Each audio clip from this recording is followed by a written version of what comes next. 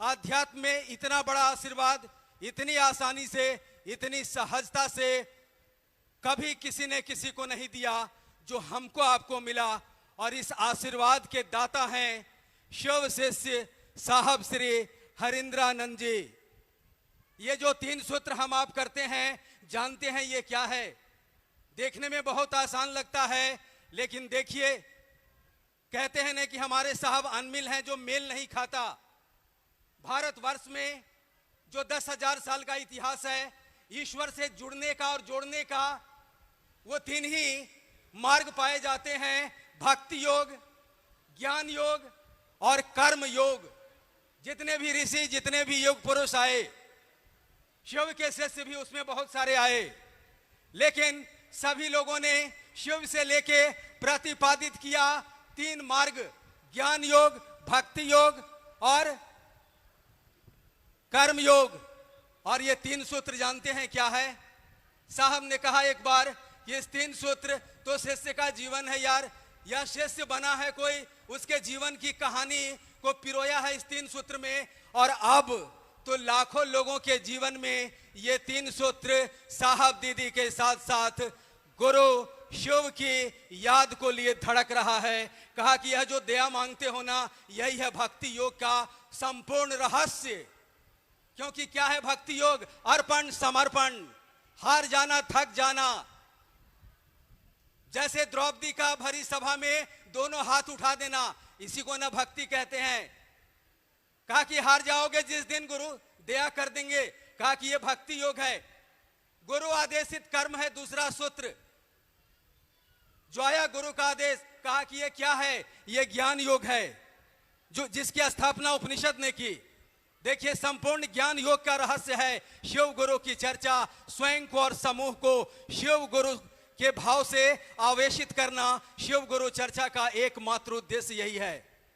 इसके इतर शिव गुरु चर्चा का दूसरा कोई उद्देश्य नहीं। यह गुरु आदेशित कर्म है और गुरु दया प्राप्ति का सहज उपाय भी यही है। क्योंकि आज का मानव गप का मास्टर है, जप का मास्टर नहीं है। और कोई भी आध्यात्मिक गुरु स्थान, काल और पात्र को देख के विधा देते हैं।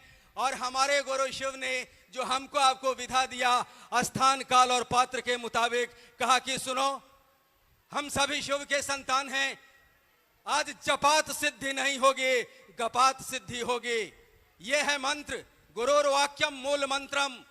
कहते हैं ना साहब कि गुरु ने कुछ नहीं कहा, एक वाक्य कहा, तुम जो करते हो वो दूसरों को करने को कहो। इसके अलावा तो उसने कुछ नहीं कहा। कहा कि जो मुझे मिला शिष्य बनकर, वो हमको आपको साहब ने दे दिया।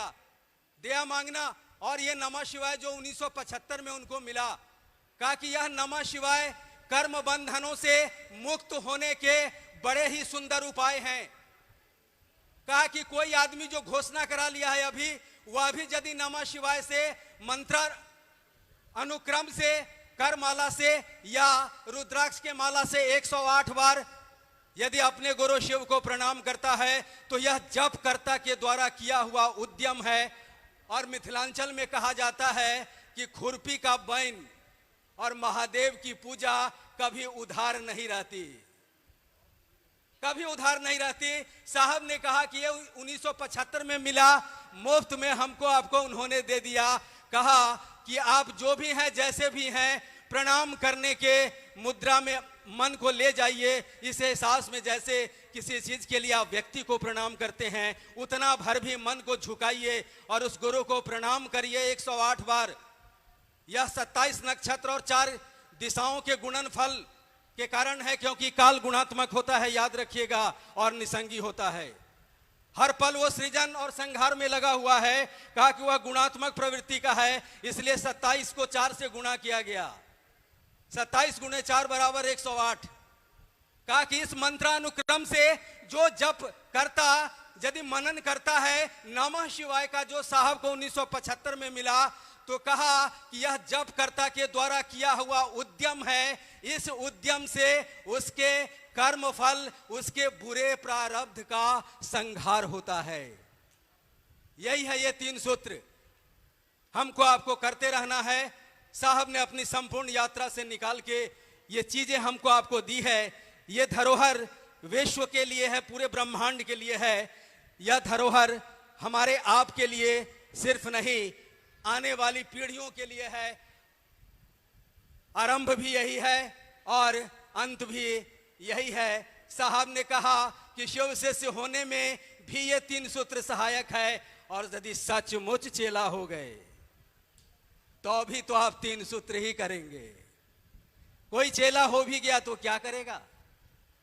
चेला है तो गुरु से दया मांगेगा ना। चेला है अपने गुरु को प्यार करता है, और तो गुरु चाहता है कि उसके गुरु को सब जाने। बड़ी आसानी से गुरु बनने आए हैं वो। कहा कि विचार लो ना, हम तो विचार से शुरू हो जाएंगे तुम्हारे साथ, फिर विचार भाव में और भाव प्रेम में ये तो सब परिमार्जन कर लेंगे, खाली विचार को आने और जाने दो ना मन में। तो आइए इस विचार को आने जाने देते हैं। ये तो आ ही जा रहा है, नहीं आ जा रहा होता तो हम इस सभागार में नहीं होते। हमारे आपके बीच दीदी बरखानंद जी हैं, उनको हम आप सुनेंगे।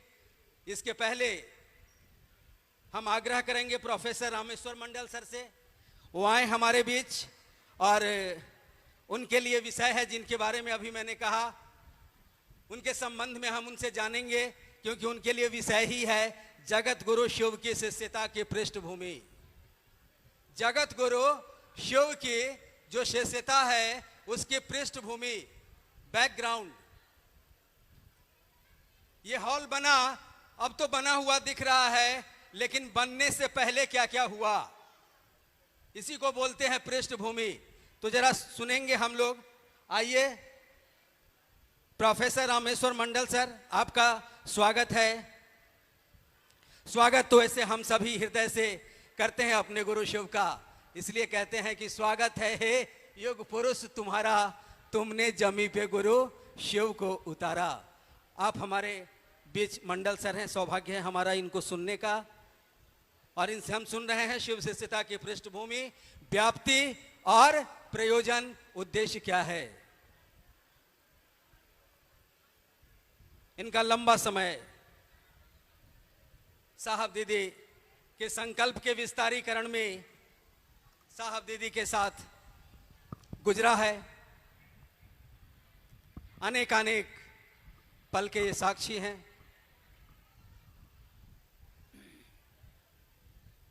आइए अब इनकी दिल की बात को सुनते हैं। अपने गुरु भगवान शिव के चरणों में प्रणाम। प्रणाम है इस कालखंड के प्रथम शिष्य वरेण्य गुरु भ्राता साहब श्री हरिंद्रानंद जी, और इस कालखंड की प्रथम शिष्या शक्ति स्वरूपा दीदी नीलम आनंद के चरणों में प्रणाम है। घाटशिला के इस पावन धरती पर आयोजित भगवान शिव के गुरु स्वरूप और उनकी शिष्यता के बारे में बातचीत करने के लिए आयोजित इस संगोष्ठी में भाग लेने आए हुए आप सभी भाई बहनों के चरणों में मेरा प्रणाम है। आपने मेरे लिए विषय सुना, शिव शिष्यता की पृष्ठभूमि, प्रयोजन, विकास।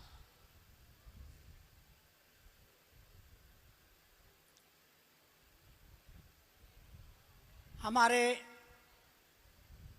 धर्मशास्त्रों में वेद हुए, उपनिषद हुए, पुराण हुए, महाभारत हुआ, वाल्मीकि रामायण हुआ, रामचरितमानस हुआ, पिछले 10,000 वर्षों का इतिहास जो हमारे जनमानस में कहानियों के द्वारा, पुस्तकों के द्वारा सुरक्षित है, जिसमें कहा जाता है कि भगवान शिव ईश्वर का नाम है, परमात्मा का नाम है, और वही शिव बहुत सारे नामों से जाने जाते हैं। उनको अघोड़ेश्वर कहा गया, कपालेश्वर कहा गया, उमा महेश्वर कहा गया, औढ़रदानी कहा गया, और एक बड़ा प्यारा सा नाम है उनको जगत गुरु कहा गया। जगत के गुरु, इसका क्या मतलब होता है? यानी जगत गुरु की कुर्सी पर बैठे हुए भगवान शिव गुरु के रूप में व्यक्ति के जीवन के सभी समस्याओं का, वो लौकिक समस्या हो या पारलौकिक समस्या हो, गुरु के रूप में सकल उपचारा, आपकी लौकिक समस्या हो या पारलौकिक समस्या हो, सकल उपचारा, गुरु पूजे सब देवन पूजे, गुरु पूजा सब पूजा। उनको कहा गया कि जगत गुरु। जगत गुरु माने क्या होता है? ये किताबों में लिखा हुआ था, 5000 साल से किताबों में लिखा है कि शिव गुरु हैं, आदि गुरु यानी प्रथम गुरु हैं, गुरुओं के गुरु हैं, जगत के गुरु हैं। शिष्यों का नाम भी आता है उनके, दुर्वासा हुए, दधीची हुए, अगस्त हुए, परशुराम हुए, ऐसे 121 नाम आते हैं। लेकिन बस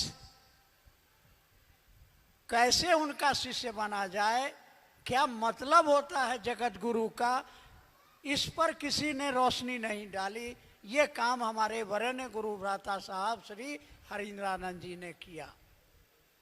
उन्होंने शिव को गुरु मान करके जो देखा, जो समझा, जो पाया, उसको उन्होंने हमारे आपके जैसे जन सामान्य के सामने बिना किसी भेदभाव के, बिना किसी शर्त के रख दिया। इस मनसा से रख दिया कि जैसे उन्होंने महादेव को, उस शिव को गुरु मान करके जो पाया, जो नतीजे, सुंदर नतीजे उनके जीवन में आए, तो उन्होंने चाहा कि धरती के एक एक व्यक्ति के जीवन में वो खुशहाली आ जाए, वो शिव उनका गुरु हो जाए, ताकि उनके जीवन में जो दुर्भाग्य है वो सौभाग्य बन जाए। तो जगत गुरु का मतलब है कि शिव जगत गुरु हैं, यानी इस धरती का कोई भी आदमी, या याद रहे कि गुरु की जरूरत सिर्फ और सिर्फ मानव शरीर में ही है, अन्य किसी जीव जंतु को गुरु की जरूरत नहीं है, क्योंकि प्रकृति के द्वारा पहले से उसको ज्ञान भर के भेजा गया है। केवल मनुष्य को ही ज्ञान की जरूरत है।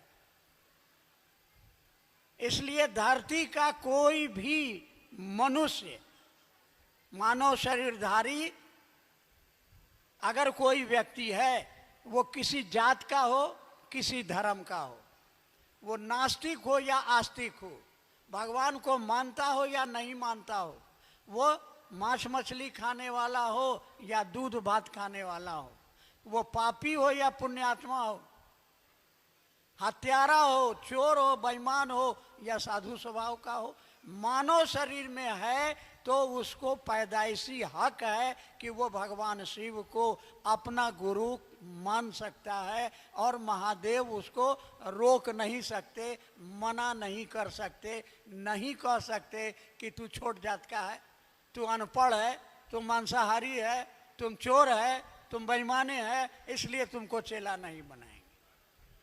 तो आपको ये बात समझ में आ गई।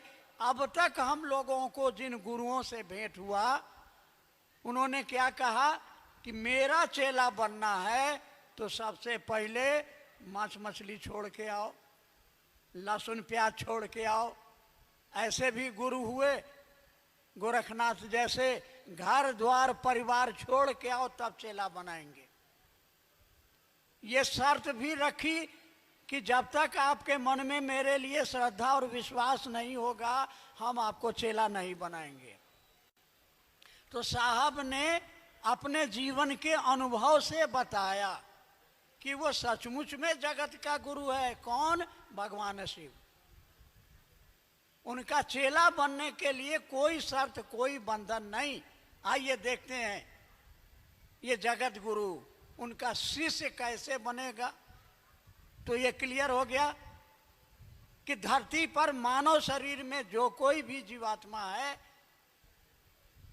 उसके जीवन में, वो आस्तिक हो या नास्तिक हो, किसी धर्म को मानता हो या नहीं मानता हो, बहुत सुंदर स्वभाव का हो या बहुत गड़बड़ स्वभाव का हो, उसके जीवन में कभी न कभी ऐसा समय आता है कि वो जीना चाहता है और मर जाता है। ऐसे बहुत सारे लोग हैं आपके घर परिवार में, मोहल्ला में, मरना चाहते हैं लेकिन मौत नहीं आती है। आपके पास पैसा है, बोरा में पैसा, आप अरबपति हैं, करोड़पति हैं, तरस के रह जाते हैं एक बच्चा के लिए। आप तरस के रह जाते हैं, डॉक्टर कहता है कि कोई दवा नहीं काम कर रही है, अगर आपको कुछ भला होगा तो भगवान के पास जाइए, अब दवा से नहीं दुआ से काम चलेगा। तो गुरु सकल उपचारा, जगत गुरु शिव हैं जो जीवन के पल प्रतिपल के उपाय हैं। अब उनका शिष्य कैसे बना जाएगा? तो अब तक की परंपरा में रही है कि आपको गुरु के पास जाना है तो नहा धो के जाइए, पवित्र होके जाइए, गुरु जी के लिए गुरु दक्षिणा लेके जाइए, मांस मछली लहसुन प्याज वगैरह वगैरह छोड़ के जाइए। तब आज भी आप करते हैं, आज भी आप नहा धो के घंटी बजाते हैं, प्रसाद चढ़ाते हैं, पूजा करते हैं, तब अन्न जल ग्रहण करते हैं। और नतीजा क्या है आप खुद जानते हैं कि घर में झगड़ा है, फसाद है, बीमारी है, परेशानियां हैं। हमारे साहब श्री हरिनारायण जी ने अपने जिंदगी के शुरुआती 15 वर्षों को तरह तरह के गुरुओं, सदगुरुओं, जगत गुरुओं, अपने को कहने वाले तांत्रिकों, अवघड़ों के बीच अपनी जिंदगी के बहुमूल्य समय को व्यतीत किया। काहे के लिए? मात्र चमत्कार सीखने के लिए। चमत्कार, आदमी आएगा कहेगा बाबा पेट में दर्द हो रहा है, उठाएंगे भावुत, कहेंगे जा बच्चा तेरा भला होगा। ये चमत्कार सीखने के लिए उन्होंने शिव को गुरु माना। कहाँ माना? गांगी श्मशान, पटना जिला का नाम सुना होगा।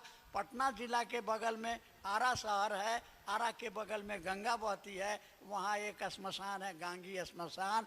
वहाँ आधी रात को उन्होंने, आधी रात में श्मशान में बैठ करके उन्होंने सोचा। ये शिव की शिष्यता एक सोच है। क्या सोचा? कि जितने शरीरधारी गुरुओं से हमारी मुलाकात हुई, सभी ने कहा कि गुरु भगवान होता है। तो उनके मन में आया तो ये भगवान गुरु काहे नहीं होगा। और अपने पिताजी से सुना करते थे कि भगवान शिव को कहा जाता है, महादेव को कहा जाता है। तो उन्होंने उसी समय मन में क्या किया? एक संकल्प ले लिया। ऐसा संकल्प लिया, संकल्प का मतलब होता है ऐसा विचार कि आप जिएंगे चाहे मरेंगे, महादेव आपको गुरु मान लिया। अब यह सर किसी और के आगे ज्ञान लेने के लिए नहीं झुकेगा।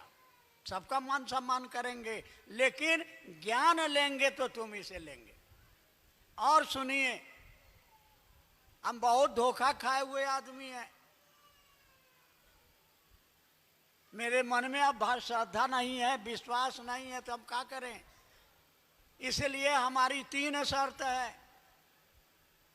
अगर आप आसमान से उतरिएगा मेरे सामने, मैं आपको गुरु नहीं मानूंगा, क्योंकि मैंने देखा है श्मशान की साधना में मेरे सामने आसमान से दिव्य आकृति में, गले में सांप, हाथ में त्रिशूल, माथा में जटाजूट, महादेव साक्षात उतरे। और कुछ समय के बाद में पता चला कि तो प्रेत है, बहुरूपिया है, ये असली नहीं है। तो यहाँ तो ठगाने का खतरा है। इसलिए आसमान से आप उतरिएगा और कैलेंडर में जैसा दिखाई पड़ता है उस रूप में आइएगा, आपको गुरु नहीं मानेंगे। दूसरी बात, मनुष्य के रूप में आके बोलिएगा कि मैं ही महादेव हूँ। तो रावण राक्षस था, साधु बन करके सीता मैया से भिक्षा मांगने गया, और जब भिक्षा देने आई तो उन्हीं को उठा के लंका ले गया। तो यहाँ तो और ज़्यादा गड़बड़ होने की संभावना है। इसीलिए मनुष्य के रूप में आओगे तो गुरु नहीं मानेंगे। और तीसरा है कि जब गुरु बदल दिया तो अब तक जो गुरुओं से सीखा था वो सब काम बंद। यानी अब श्मशान नहीं जाएंगे, हम माला नहीं फेरेंगे, वगैरह वगैरह नहीं करेंगे, अब वही करेंगे जो आपके द्वारा आदेशित होगा। ये 3 शर्तें बांध दिया उन्होंने। 1 साल उनके जीवन का किस मानसिक पीड़ा से गुजरा, इसकी हम और आप कल्पना भी नहीं कर सकते हैं। क्या दर्द रहा होगा, क्या तड़प रही होगी, क्या उनके जीवन में चैन खत्म हो गया था। दिन रात एक ही तलाश थी, कैसे उस महादेव से भेंट होगी, कैसे वो मेरा गुरु बनेगा, कैसे उससे हम जुड़ेंगे। और 1 साल बीता। 1974 की आधी रात में उन्होंने शिव को गुरु माना था।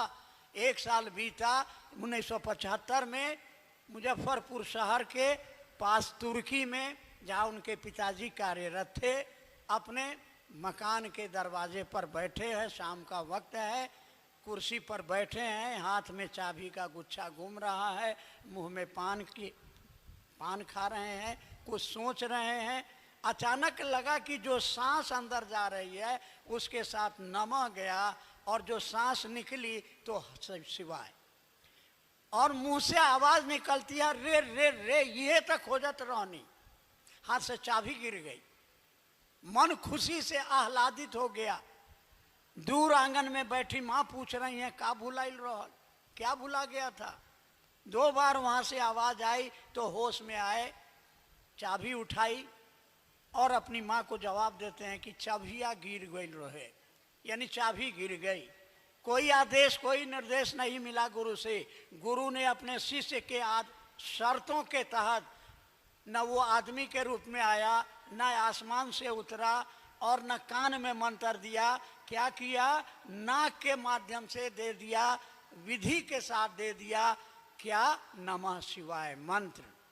क्योंकि साहब ने कहा कि मेरा मन समझता था कि चमत्कार करने के लिए तो मंत्र चाहिए, तो मंत्र मिला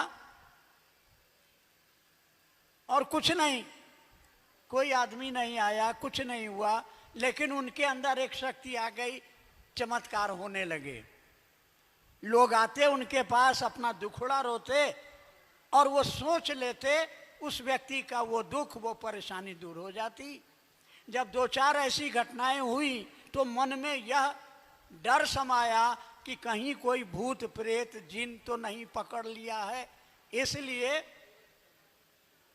केवल अपनी धर्मपत्नी दीदी नीलम आनंद को उन्होंने ये खबर भेजी कि मैंने शिव को गुरु माना। और आने वाले 8 वर्षों तक नहीं कहा किसी को कि मैंने शिव को गुरु माना है, लेकिन इन 8 वर्षों में एक समझ पैदा हुई कि तो कमाल का गुरु है। साहब हमेशा कहा करते थे कि गुरु ज्ञान देते हैं। ज्ञान का माने होता है क्या? ज्ञान का माने, एक ज्ञान ये है कि ये बगल में बैठे हुए मेरे मित्र हैं, मेरे भाई हैं, मेरे पिता हैं, मेरे दोस्त हैं, मेरा दोस्त मेरा दुश्मन, ये मेरा है, मेरा है, यह भी ज्ञान है। और समझ, क्या समझ में आया? ये समझ में आया कि हमने जिस चमत्कार के लिए महादेव को गुरु माना था वो तो किसी काम का नहीं है। ये समझ पैदा हुई, ये ज्ञान उनके अंदर आया। आज पेट का दर्द ठीक करेंगे, कल वही आदमी आएगा कि माथा में दर्द हो रहा है। आज आया है कि मेरी शादी नहीं हो रही है, 5 साल शादी का हो गया, अब दड़ा आवेगा कि शादी तो हो गई, बच्चा नहीं हो रहा है। बच्चा हो गया तो पढ़वे नहीं करता है। हमारी बहुत सारी माताएं बहनें आके कहती है, हमारा बचवा पढ़वे नहीं करता है, हमारा बचवा शिव को गुरु मानवे नहीं करता है। आप इसमें परेशान हैं, यानी दुखों का कोई अंत नहीं है। उनको गुरु ने ये समझ दी कि अरे तुमको चमत्कारे करना है तो हम तुमको ऐसा चमत्कार बता देते हैं, अरे शिव को गुरु बना लो और वह गुरु तुम्हारी जिंदगी के हर समस्या का समाधान, वह गुरु आपके जीवन की पल प्रतिपल की समस्या का समाधान है। तो क्यों न लोगों को शिव से जोड़ा जाए, उनके गुरु रूप से जोड़ा जाए। और तब 8 वर्षों के बाद उन्होंने पहली बार मधेपुरा में एक आदमी को 1982 में कहा। वो उनका बचपन का मित्र था जो श्मशान में साधना किया करता था। उसने कहा कि मैं अभी भी श्मशान में साधना करता हूँ। और साहब ने कहा अरे क्या मसान साधते हो, शिव को गुरु बनाओ। और जब उसने कहा कि हाकिम जाना ही चाहिए, हमको पता है, हमको खबर है कि शिव गुरु हैं, तो धक्का लगा कि जिस राज को मैंने सीने में छिपा के रखा इसको कैसे मालूम हो गया रे भाई। पूछने पर उसने बताया कि किताबों में लिखा है। कुछ और घटनाएं, समय अभाव है, चैलेंज हो गया कि चलिए महादेव के मंदिर में प्रसाद चढ़ाइए। और वहां गए 250-300 आदमी ये तमाशा देखने के लिए कि यहाँ का जो मजिस्ट्रेट साहब हैं आज महादेव को प्रसाद खिलाने जा रहे हैं। 50 रसगुल्ले खरीदे गए, पंडा जी को दिया गया, उन्होंने गिन करके थाल में रख करके दिया। और ये मंदिर में शिवलिंग के सामने खड़े होते हैं, साथ में बगल में नीलम दीदी हैं, और वो फुसफुसाते हैं क्योंकि उनका मन प्राण महादेव के सामने में अवनत हो गया। क्योंकि उनको पता नहीं था, जानकारी नहीं थी, ऐसी कोई क्रिया, ऐसा कोई मंत्र नहीं जानते थे कि कैसे महादेव को जो दिखता नहीं है उसको प्रसाद के रूप में ग्रहण करने के लिए कहें। तो उन्होंने कहा, क्या कहा, बुढ़ऊ इज्जत रखियो। हम और आप तो मंत्र पढ़ते हैं, आज भी हमारी माँ बहनें मंदिरों में जाती हैं, अपने घरों में पूजा स्थल पर जाती हैं, घंटी बजाती हैं, अगरबत्ती दिखाती हैं, मंत्र पढ़ती हैं, लेकिन पूजा प्रसाद कोई नहीं खाता। साहब ने कहा बुढ़ऊ इज्जत रखियो, ये मंत्र पढ़ा, ये किसी वेद में, किसी शास्त्र में ये मंत्र आपको नहीं मिलेगा। और ये काम कर गया। लोगों ने देखा, पंडा जी जिन्होंने रखा था गिन के बताया कि 15 रसगुल्ला गायब है और बाकी को किसी ने ब्लेड से काटा। ये 2 घटना हो गई। एक घटना और, अब लोगों को इन्होंने शिव को गुरु कहने के लिए, गुरु मानने के लिए कहना शुरू कर दिया कि महादेव को मन में शिव को गुरु बना लो, पलथी मारो, आंख बंद करो, सहस्रार चक्र पर गुरु को प्रणाम करो। 6 साल हो गए।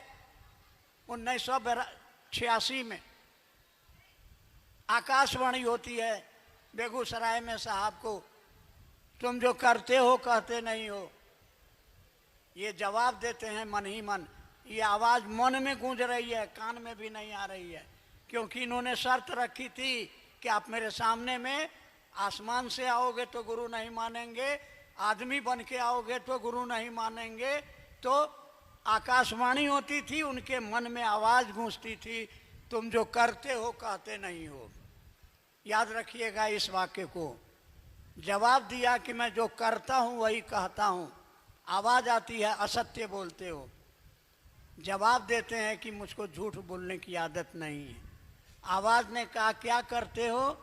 हमारे साहब श्री हरिनानंद जी ने उत्तर दिया, वो मजिस्ट्रेट थे। नहीं कहा कि मैं मजिस्ट्रेट हूँ, क्या कहा, मैं लोगों को शिव का शिष्य बनाता हूँ। आवाज़ ने कहा करने के लिए क्या कहते हो? और तब उनको ये बात समझ में आ गई कि जो पहला वाक्य था कि तुम जो कहते हो करते नहीं हो, चुप लगा गए, गलती पकड़ में आ गई। फिर आवाज़ ने कहा जो तुम जो करते हो वही करने के लिए कहो। और तब साहब ने कहा क्या महादेव को प्रचार की जरूरत है? और उसके उत्तर में एक वाक्य उनको सुनाई दिया जिसको सुन के उनकी समझ में आ गया, ये समझ में आ गया कि ये ज्ञान क्या है, ये मंत्र क्या है, ये तंत्र क्या है। एक क्षण में समझ में आ गया। आपको ये घटना इसलिए सुना रहे हैं कि ये जो शिव की शिष्यता, जगत गुरु भगवान शिव की शिष्यता में शिव का शिष्य बनने के लिए क्या जरूरी है, कौन सा तरीका है, तो हमारे साहब श्री हरिनानंद जी ने ये 3 घटनाएं जो आपके सामने घटित हुई, उन्होंने शिव को गुरु माना, श्मशान में शर्तों में बांधा, कोई श्रद्धा नहीं थी, कोई विश्वास नहीं था, लेकिन एक संकल्प था कि सीखेंगे तो तुम ही से सीखेंगे। उन्होंने दया मांगी थी, बिल्कुल निरुपाय होकर, चारों ओर से हताश और निराश, कोई ज्ञान नहीं था, कोई तरीका नहीं मालूम था, बस अपने आप को समर्पण कर दिया और आदेश जो मिला तो जिंदगी उन्होंने इसको पूरा किया। क्या किया? लोगों के दिलों में शिव की शिष्यता का दिया जलाने का काम किया। और यही उन्होंने कहा है, बार बार कहा है, हमारे आपके लिए संदेश दिया है। क्या संदेश दिया है? कि आप शिव को अपना गुरु बनाइए। क्यों बनाइए? क्योंकि वह जगत का गुरु है और जो सबका है वो किसी का नहीं है। अपना गुरु बनाइए। सड़क सबकी है, सड़क पर गड्ढा हो गया, कौन उसको ठीक करावेगा? आप नहीं कराइएगा। गांधी जी को गोली मारी गई तो कितने लोगों को दर्द हुआ, लेकिन मेरे बाप को अगर कोई गोली मार दे तो मुझको दर्द होगा। इसीलिए कहा उन्होंने, क्या करना है? उस महादेव को पहला सूत्र बनाया कि मन ही मन कहिए अपने महादेव को कि हे शिव, आप मेरे गुरु हैं। ये मेरा शब्द बड़ा कमाल का है। मेरा बेटा, मेरा पति। आपको पता है कि आपका बेटा कहाँ अभी है? वो दिल्ली में पढ़ रहा है कि पटना में पढ़ रहा है। आपका पति अभी कहाँ है? आपको पता है। आपकी जेब में कितने पैसे हैं? पैसा नहीं बोलता है, आपको पता है कि मेरी जेब में इतने पैसे हैं।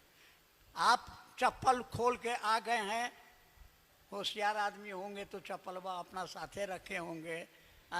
दूसरे की चप्पल अगर आपके पाँव में आ गई तो चप्पल नहीं बोलेगा कि हे दीदी हम तोहर नहीं छियो। आपका मन बोलेगा कि चप्पल मेरी नहीं है। आप अपनी चप्पल पहचान लेते हैं, ये मेरी चप्पल, मेरा गुरु, मेरा भाई। उस महादेव को अपना बनाना है। कैसे बनेगा? दिल है कि मानता नहीं। कैसे मानेगा? तो साहब ने उपाय बताया। क्या उपाय बताया? रसरी आवत जात सिल पर पड़त निशान। यानी इस विचार को मन में बार बार दोहराओ। क्या? हे शिव, आप मेरे गुरु हैं, मैं आपकी शिष्या हूँ, मैं आपका शिष्य हूँ, मुझसे इस पर दया की। इस विचार को बार बार मन में दोहराना है। अपने महादेव से कहना है कि हमारा मन नहीं समझ पा रहा है कि आप मेरे हैं, मेरे मन को समझा दीजिए। हम आपसे और कुछ नहीं मांग रहे हैं, खाली इतने कर दीजिए। और साहब का बड़ा बढ़िया लाइन है, याद रखिएगा। क्या कहते थे साहब? मैं और मेरा महादेव जिंदाबाद, फिक्र नॉट मिजाज अप। क्या है? अरे दुनिया के मालिक भगवान शिव, जो सृजन पालन संहार के मालिक हैं, वह कौन है? तो मेरे गुरु हैं। और जब सैया भैले कोतवाल तो डर काहे का? जब गुरुओं का गुरु जगत गुरु, जिसकी पूजा से सभी देवताओं की पूजा हो जाती है, जो सकल उपचारा, गोस्वामी तुलसीदास जैसे महापंडित लिख गए, भावी मेट सा कहीं त्रिपुरारी। आपके दुर्भाग्य को सौभाग्य में बदलने की ताकत अगर किसी को है तो हमारे शास्त्र, हमारे पुराण, हमारा वेद चीख चीख के कह रहा है कि यह शक्ति मात्र और मात्र गुरु को है। गुरु सकल उपचारा, वो आपके कर्म बंधनों को तोड़कर आपको जीव से शिव बना देगा। आपके जीवन के सारे बंधनों को अगर तोड़ने की ताकत है तो गुरु को है। इसलिए बलिहारी गुरु आपने, जो ईश्वर के द्वारा जो बंधन हमारे ऊपर डाला गया, उन बंधनों को तोड़ने का काम कौन करता है? और वो कौन है? वो मेरा है, मेरा। इसलिए साहब ने संदेश दिया, भूल गया सब कुछ, याद नहीं अब कुछ, मगर एक बात नहीं भूली। क्या? Dot dot dot I love you. हे महादेव, मैं आपसे प्रेम करता हूँ। अब वो दिल कहाँ से लाऊं? मेरे अंदर प्रेम है बेटा से, बेटी से, धन से, दौलत से, महादेव से मेरे मन में प्रेम नहीं है। तो प्रेम पैदा करने का टेक्निक साहब ने दिया, जिसका नाम है 3 सूत्र। ये 3 काम आप करिए, ईमानदारी से करिए, आपके दिल में उस महादेव के लिए प्रेम पैदा हो जाएगा। और जब प्रेम पैदा हो जाएगा तो प्रेम में आदमी देता है, लेता नहीं है। ये लक्षण साहब ने बताया। जब आप उससे प्रेम करेंगे, आप बेटा से प्रेम करते हैं तो भूखे रह जाते हैं अपने, लेकिन घर में एक रोटी है तो अपने बेटे के लिए, पोता के लिए, पति के लिए बचा के रखते हैं। तो अपने महादेव को हम क्या देना चाहेंगे? अरे क्या दे सकते हैं? साहब ने कहा कि वह तो शरीर में नहीं है, इसलिए वो जो चाहता है वही करिए ना। उसने चाहा है कि दुनिया के एक एक आदमी के दिलों में शिव की शिष्यता का दिया जलाया जाए। तो हम अपने प्यारे साहब श्री हरिनानंद जी से प्रेम करते हैं, उनके प्रति हम कृतज्ञ हैं, उनके प्रति हम कृतज्ञ हैं, एहसानमंद हैं। उन्होंने क्या चाहा? उन्होंने कहा 40 वर्षों तक मैंने एक काम किया, जो किया महादेव के लिए किया। मैंने महादेव से कहा कि मुझको रौरो नरक में डाल दो, मैं रहने को तैयार हूँ। मेरी एक ही शर्त है कि दुनिया के एक एक आदमी के दिलों में शिव की शिष्यता का दिया जल जाए, ताकि उसका जीवन धन्य हो जाए। हमारी दीदी नीलम आनंद ने मर मर के गुरु का कार्य किया, लोगों के दिलों में शिव की शिष्यता का चिराग जलाया। हमारे साहब ने भी यही किया और यही हमारे लिए संदेश छोड़कर गए। हम उनके ऋणी हैं। उनके द्वारा दिए गए इस अमूल्य उपहार के बदले में क्या दे सकते हैं? तो एक संकल्प हम लेके चलेंगे। दिल दिया है, जान भी देंगे। साहब ने कहा अपना जान बचा के रखो। जान मरिए जाओगे तो काम कौन करेगा? इसलिए जो आपने चाहा है, क्या चाहा है? दुनिया के एक एक व्यक्ति के दिलों में शिव की शिष्यता का चिराग जलाओ। तो क्या होगा? क्या होगा? कर भला तो सब जानता है। क्या भला कर सकते हैं? रोज 100 रुपया बांटिएगा, रोज 10 रोटी मुफ्त में बना के खिलाइएगा, नहीं हो सकेगा। लेकिन अनपढ़ हो, पढ़ा लिखा हो, दरिद्र हो, राजा हो, रंक हो, आदमी है, वो किसी को कह सकता है, हे दीदी, हे भैया, ओ चाचा, ओ नाना, महादेव मेरे गुरु हैं। आपके भी गुरु हो सकते हैं। मेरे साहब ने कहा कि इससे बढ़िया यज्ञ, इससे बढ़िया दान, इससे बढ़िया तप किसे? लोगों के दिलों में इस बात को पैदा बैठाने के लिए, ये संवाद को देने के लिए, उस आदमी के जीवन में शिव शिष्यता का चिराग जल जाए, इसका भला हो जाए। ये है कर भला तो। और इस काम को हम कर सकते हैं। साहब ने करके दिखाया। शिव की शिष्यता का चिराग उन्होंने जलाया और आज 6 करोड़ लोग गवाही दे रहे हैं, हमने शिव को गुरु माना और मेरे जीवन की दशा और दिशा में परिवर्तन हुआ। हाँ कि ना? परिवर्तन हुआ। आपकी क्या जात है? आप शाकाहारी है, मांसाहारी है, पढ़े लिखे हैं, अनपढ़ हैं? यहाँ जितने लोग हैं, हम पूछेंगे आप कौन? आपका जवाब होगा हम शिव के शिष्य हैं। मैं कौन? आप सभी कहेंगे मेरे गुरु भाई हैं। कोई नहीं पूछेगा कि आपकी जात क्या है, आप क्या हैं।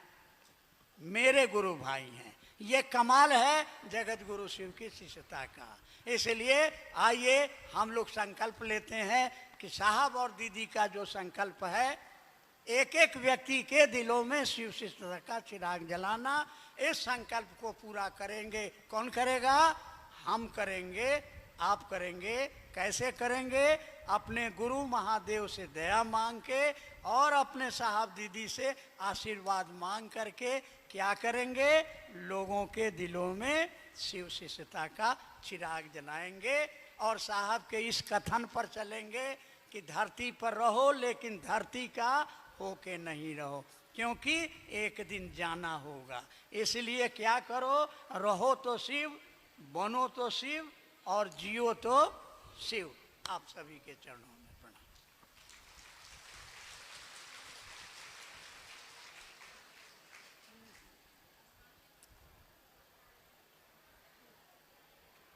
हम सभी लोग काफ़ी गर्मी में बैठे हैं, थोड़ी देर और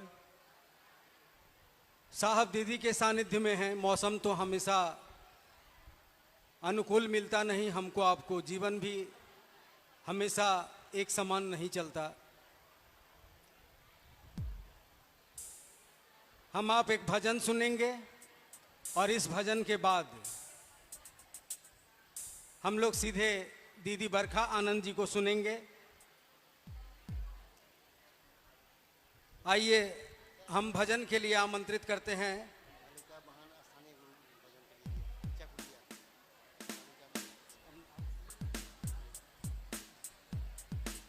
गुरु भाई सुरेंद्र जी,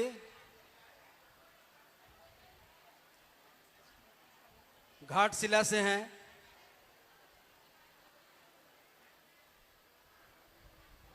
आप तक आवाज जा रही हो तो आप आइए मंच तक।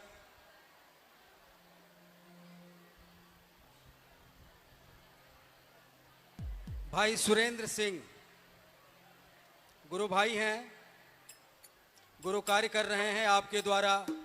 शिव गुरु का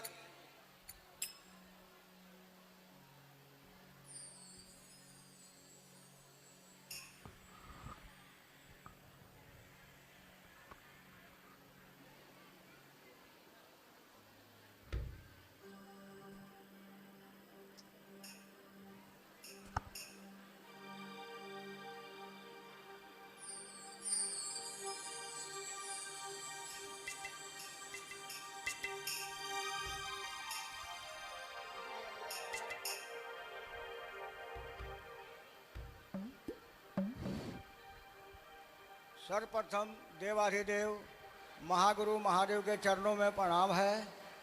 साहब दीदी के चरणों में प्रणाम है। आप सभी को चरणों में प्रणाम है। मेरा प्रणाम स्वीकार करें। थोड़ा शांति बनाए रखिए गुरु बहना। हम आप लोगों से बार बार आते हैं तो आप लोग से यही बात कहना चाहते हैं कि भाई शांत बनाइएगा।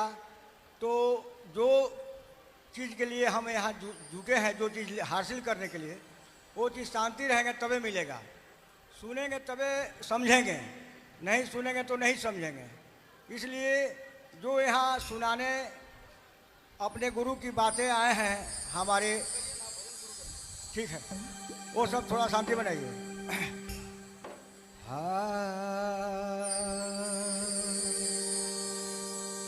नाम दिल से गुरु का सुमिर लो, जिंदगी का ठिकाना नहीं है, जिंदगी का ठिकाना नहीं है।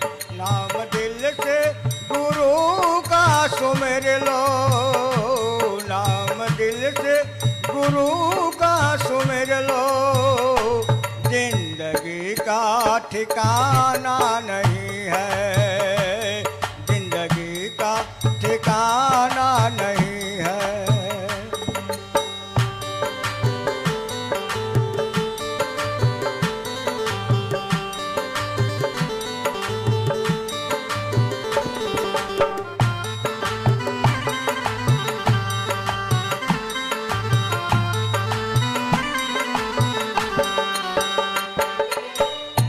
जिंदगी का ठिकाना नहीं है, जिंदगी का ठिकाना नहीं है, जिंदगी का ठिकाना नहीं है, जिंदगी का ठिकाना नहीं है, जिंदगी का ठिकाना नहीं है।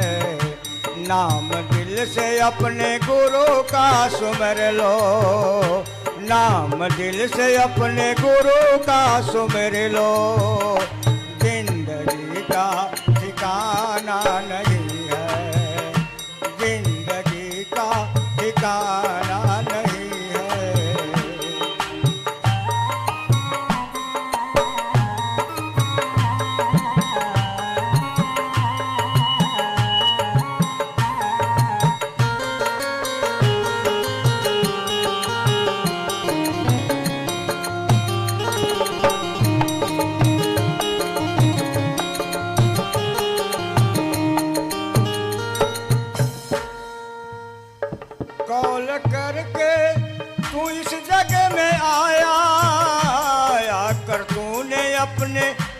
को भुलाया, आकर तूने अपने गुरु को भुलाया।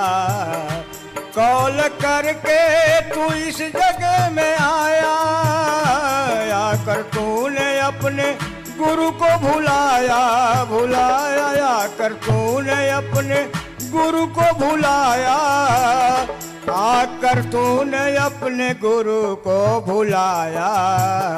सोच आकर तूने अपने गुरु को भुलाया, क्या कहोगे उस मालिक से जाकर, क्या कहोगे अपने गुरु से जाकर। वहाँ चलता बहाना नहीं है, वहाँ चलता बहाना नहीं है। नाम दिल से अपने गुरु का सुमिर लो, जिंदगी का ठिकाना नहीं है, जिंदगी का ठिकाना नहीं है।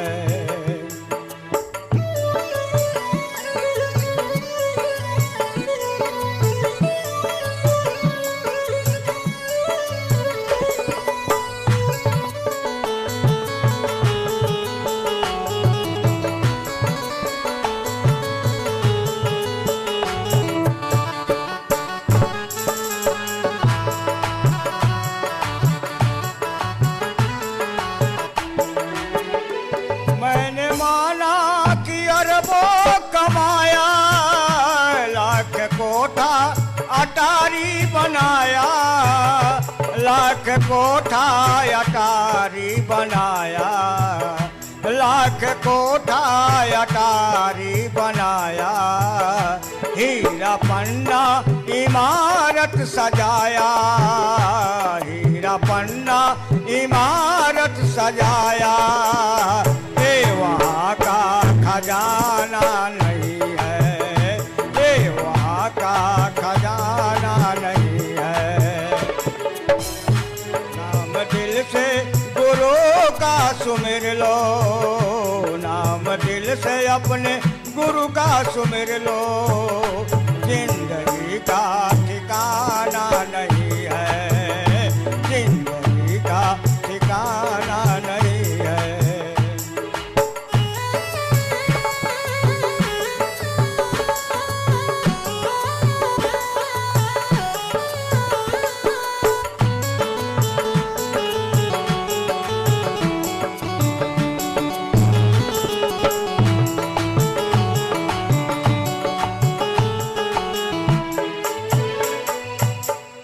साहब दीदी जी इस जगह में आकर धन किए हैं हमको तीन सूत्र बताकर, धन किए हैं हमें तीनों सूत्र बताकर।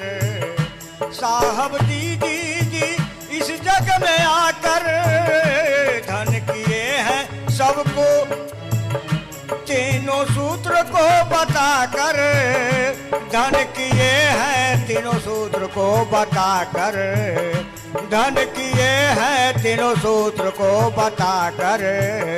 सोच लेना कि फिर इस जग में, सोच लेना कि फिर इस जग में आदमी बनकर आना नहीं है, आदमी बनकर आना नहीं है। सोच लेना कि फिर इस जग में, सोच लेना कि फिर इस जग में आदमी बनकर आना नहीं है, आदमी बनकर आना नहीं है, आदमी बनकर आना नहीं है। नाम दिल से अपने गुरु का सुमिर लो, नाम दिल से अपने गुरु का सुमिर लो, जिंदगी का ठिकाना नहीं है, जिंदगी का ठिकाना नहीं है,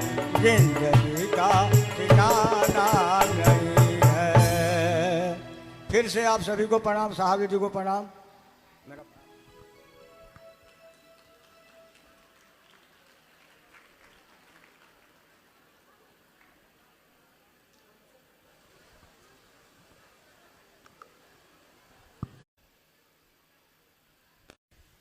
को करने के पीछे कुछ मेहनत होती है, एक सोच होती है, और उस सोच के पीछे एक इच्छा, ज्ञान, क्रिया जो हम सुनते हैं, यानी इच्छा हुई किसी काम की, इच्छा एक विचार पैदा हुआ मेरे अंदर, और उसके लिए हम ज्ञान लेते हैं। कैसे करें? काम तो सोचा है कि ये काम करना है, लेकिन ये काम करना कैसे है, इसको कैसे करें? इसके लिए जो ज्ञान मिल सकता है, जिससे मिल सकता है, लेते हैं, और उस ज्ञान को लेकर फिर उस पे क्रिया करते हैं, यानी काम करते हैं। शिव को गुरु मानना, शिव का शिष्य बनना एक सोच है, एक विचार है। जिस दिन हमारे आपके मन में ये प्रवेश करता है उस दिन, लेकिन जैसे ही वो मस्तिष्क में प्रवेश करता है, क्योंकि विचार दिमाग में होता है, दिल में विचार नहीं होते, दिल में भाव होते हैं, दिल में प्रेम होता है, दिल में भक्ति होती है। विचार, सोच, ये सारी चीजें तो दिमाग में पैदा होती हैं, लेकिन जो विचार दिमाग में पैदा होती है वो दिल में प्रवेश करते ही भाव बन जाती है। जैसे किसी के लिए हमारा भाव होता है, भाई का भाई के लिए, बहन का बहन के लिए, दोस्त का दोस्त के लिए, दुश्मन का दुश्मन के लिए, सब तो भाव ही है। भाव जितने गहरे होंगे उस पे क्रिया भी उतनी ही गहरी होगी। कैसे? अगर दोस्ती का भाव बहुत गहरा है, बहुत गहरा है, तो उसके लिए हम अपने घर परिवार तक को छोड़ देते हैं, दोस्त की मदद करनी है ये सोचकर। अगर दुश्मनी का भाव बहुत गहरा हो गया है तो लोग दुश्मनी के कारण एक दूसरे के जीवन को खत्म कर देते हैं, और दोस्ती हो गहरी तो उसके लिए अपना जीवन दे देते हैं। यानी भाव जो भी हो, अगर उसमें गहराई है तो उस भाव को उसी के अनुसार उसका। शिव आज भी गुरु हैं, ऐसा नहीं है कि वो ग्रंथों में तो हैं लेकिन मेरे जीवन में नहीं है। ऐसा नहीं है कि सिर्फ कुछ लोगों के गुरु वो हुए और उसके बाद के लोगों के गुरु महोत्सव हुआ। इतना महादेव का काम यहाँ हुआ कि उसमें हमारे वर्ण गुरु भ्राता साहब श्री का आगमन हुआ, और आज दिन में सुबह में हम लोग उसी समय की घटनाओं को दोहरा रहे थे कि कैसे साहब आए और किस तरह गांव के बुजुर्ग जो आए थे क्या क्या वो समझ रहे थे और क्या बोल रहे थे। हमारी समझ उस समय क्या थी, हमारी समझ आज क्या है। जब हमने शुरू किया था तो हमारी समझ कितनी छोटी थी, और आज लगता है जैसे चीज़ें जो है हमारे दिल का विस्तार होता चला जा रहा है, हमारा मन का विस्तार होता चला जा रहा है। हमारा मन जो संकोचित था, केवल अपनी बात सोचता था, सिर्फ अपना स्वार्थ सोचता था, आज सबका हित सोचता है, सबके बारे में सोचता है।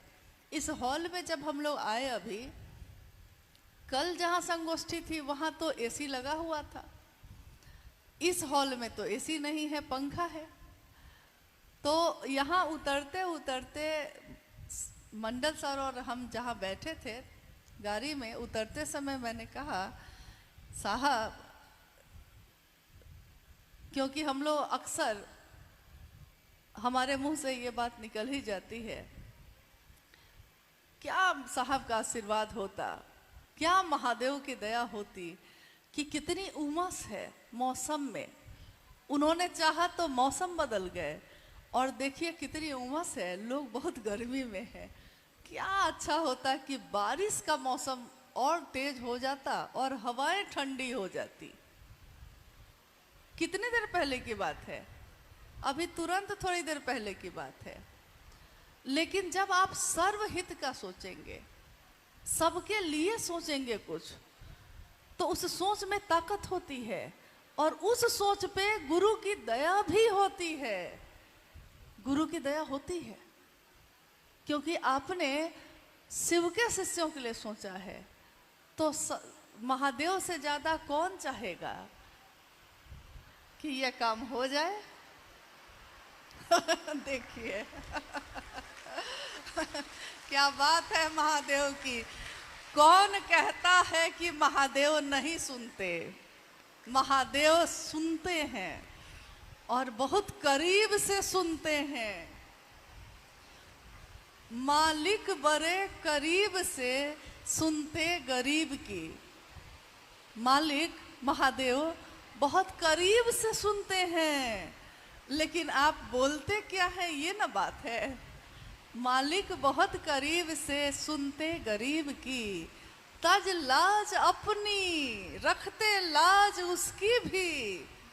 आपने सुना अभी जब साहब ने सिंहेश्वर मंदिर में शिव को प्रसाद चढ़ाया तो उन्होंने इतना ही कहा था, बुढ़ऊ इज्जत रखिए। और महादेव ने एक अपने शिष्य की इज्जत कैसे रखी, आज भी हम उदाहरण दे रहे हैं, आज भी हम उस घटना को बता रहे हैं। मैंने मंडल सर से कहा उसी समय कि बताइए सर, हम लोग के पास दो रास्ते हैं, या तो गर्मी बहुत है पसीना से भीग जाए, या बारिश हो जाए और पानी से भीग जाए। क्या चाहते हैं आप? चाहत क्या है आपकी? बात बस इतना ही है। साहब ने कहा कि शिव शिष्यता एक सोच है, एक जागरण है, व्यक्ति के मानसिक और आध्यात्मिक तल का। उसके मन में शिव जाग जाए। मैं आज से और अभी से शिव का शिष्य हूं, ये भाव जाग जाए मेरे अंदर। ध्यान, साहब ने कहा कि अरे शिव का भाव तो थोड़ा जाग जाए, ध्यान तो खुद ही हो जाएगा। बस भाव जग जाए तो ध्यान हो जाएगा। और ये भाव कैसे जगेगा? तो उन्होंने 3 सूत्रों का निरूपण किया। ये 3 सूत्र जिस पे हम अभी बात कर रहे थे, आप भी सुन रहे थे, और लगातार हम अपने जीवन में इस काम को कर रहे हैं। बहुत लोग ये सोचकर करते हैं कि मैं शिव का शिष्य बन जाऊं। बहुत लोग इसलिए करते हैं क्योंकि ये साहब ने कहा है तो मुझको करना है। बहुत लोग इसलिए करते हैं कि अब मान लिया है, रिश्ता बना लिया है तो विवशता है, मजबूरी है, करना ही पड़ेगा।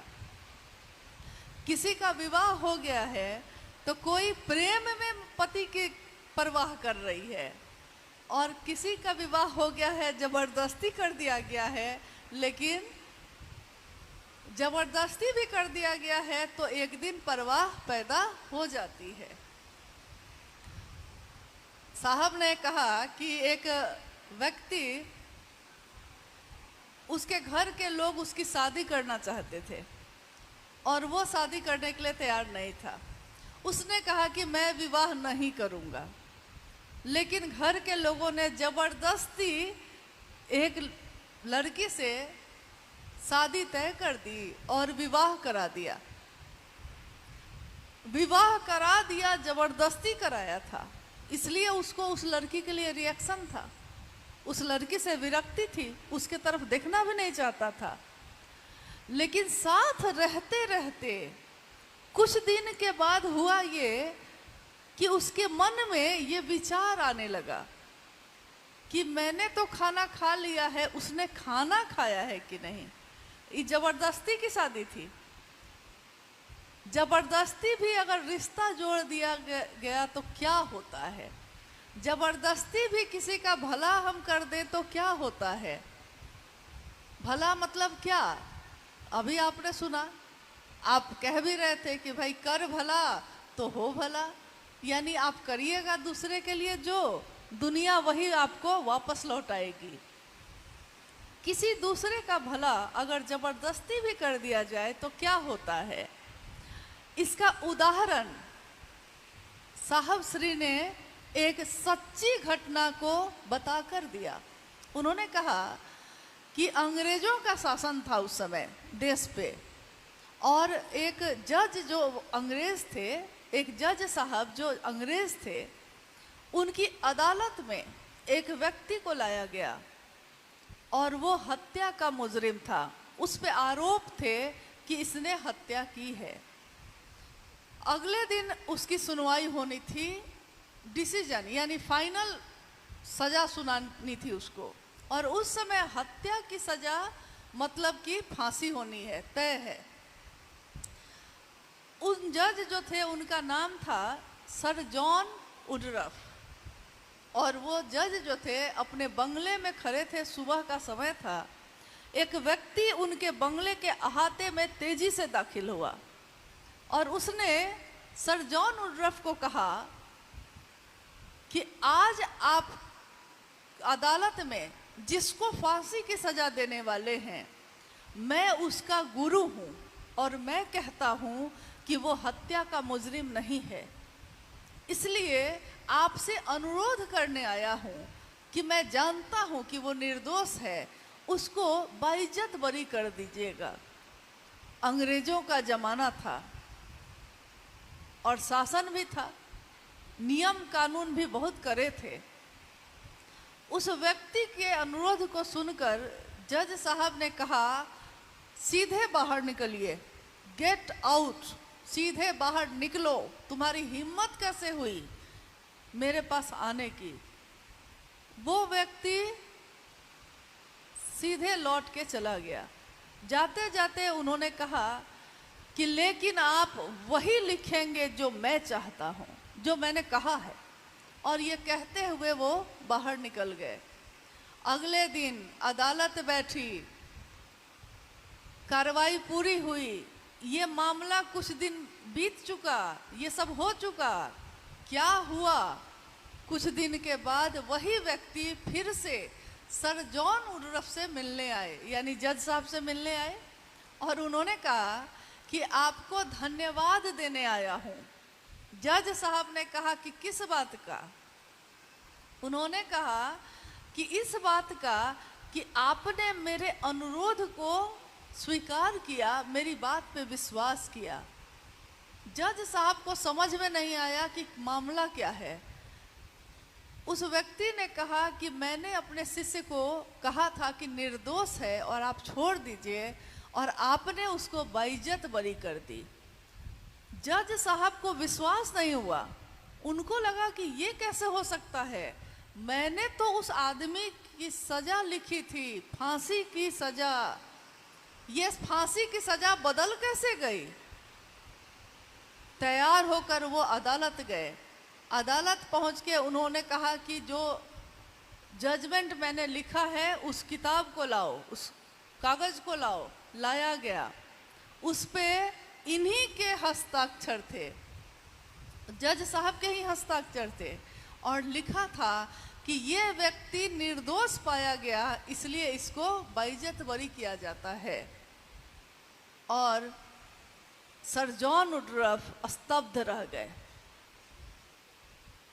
उनको एहसास हुआ कि ये व्यक्ति कौन था जो आया और उसने जो कहा, मैं जज होकर उस कुर्सी पे बैठकर मैंने वही लिखा जो उसने चाहा।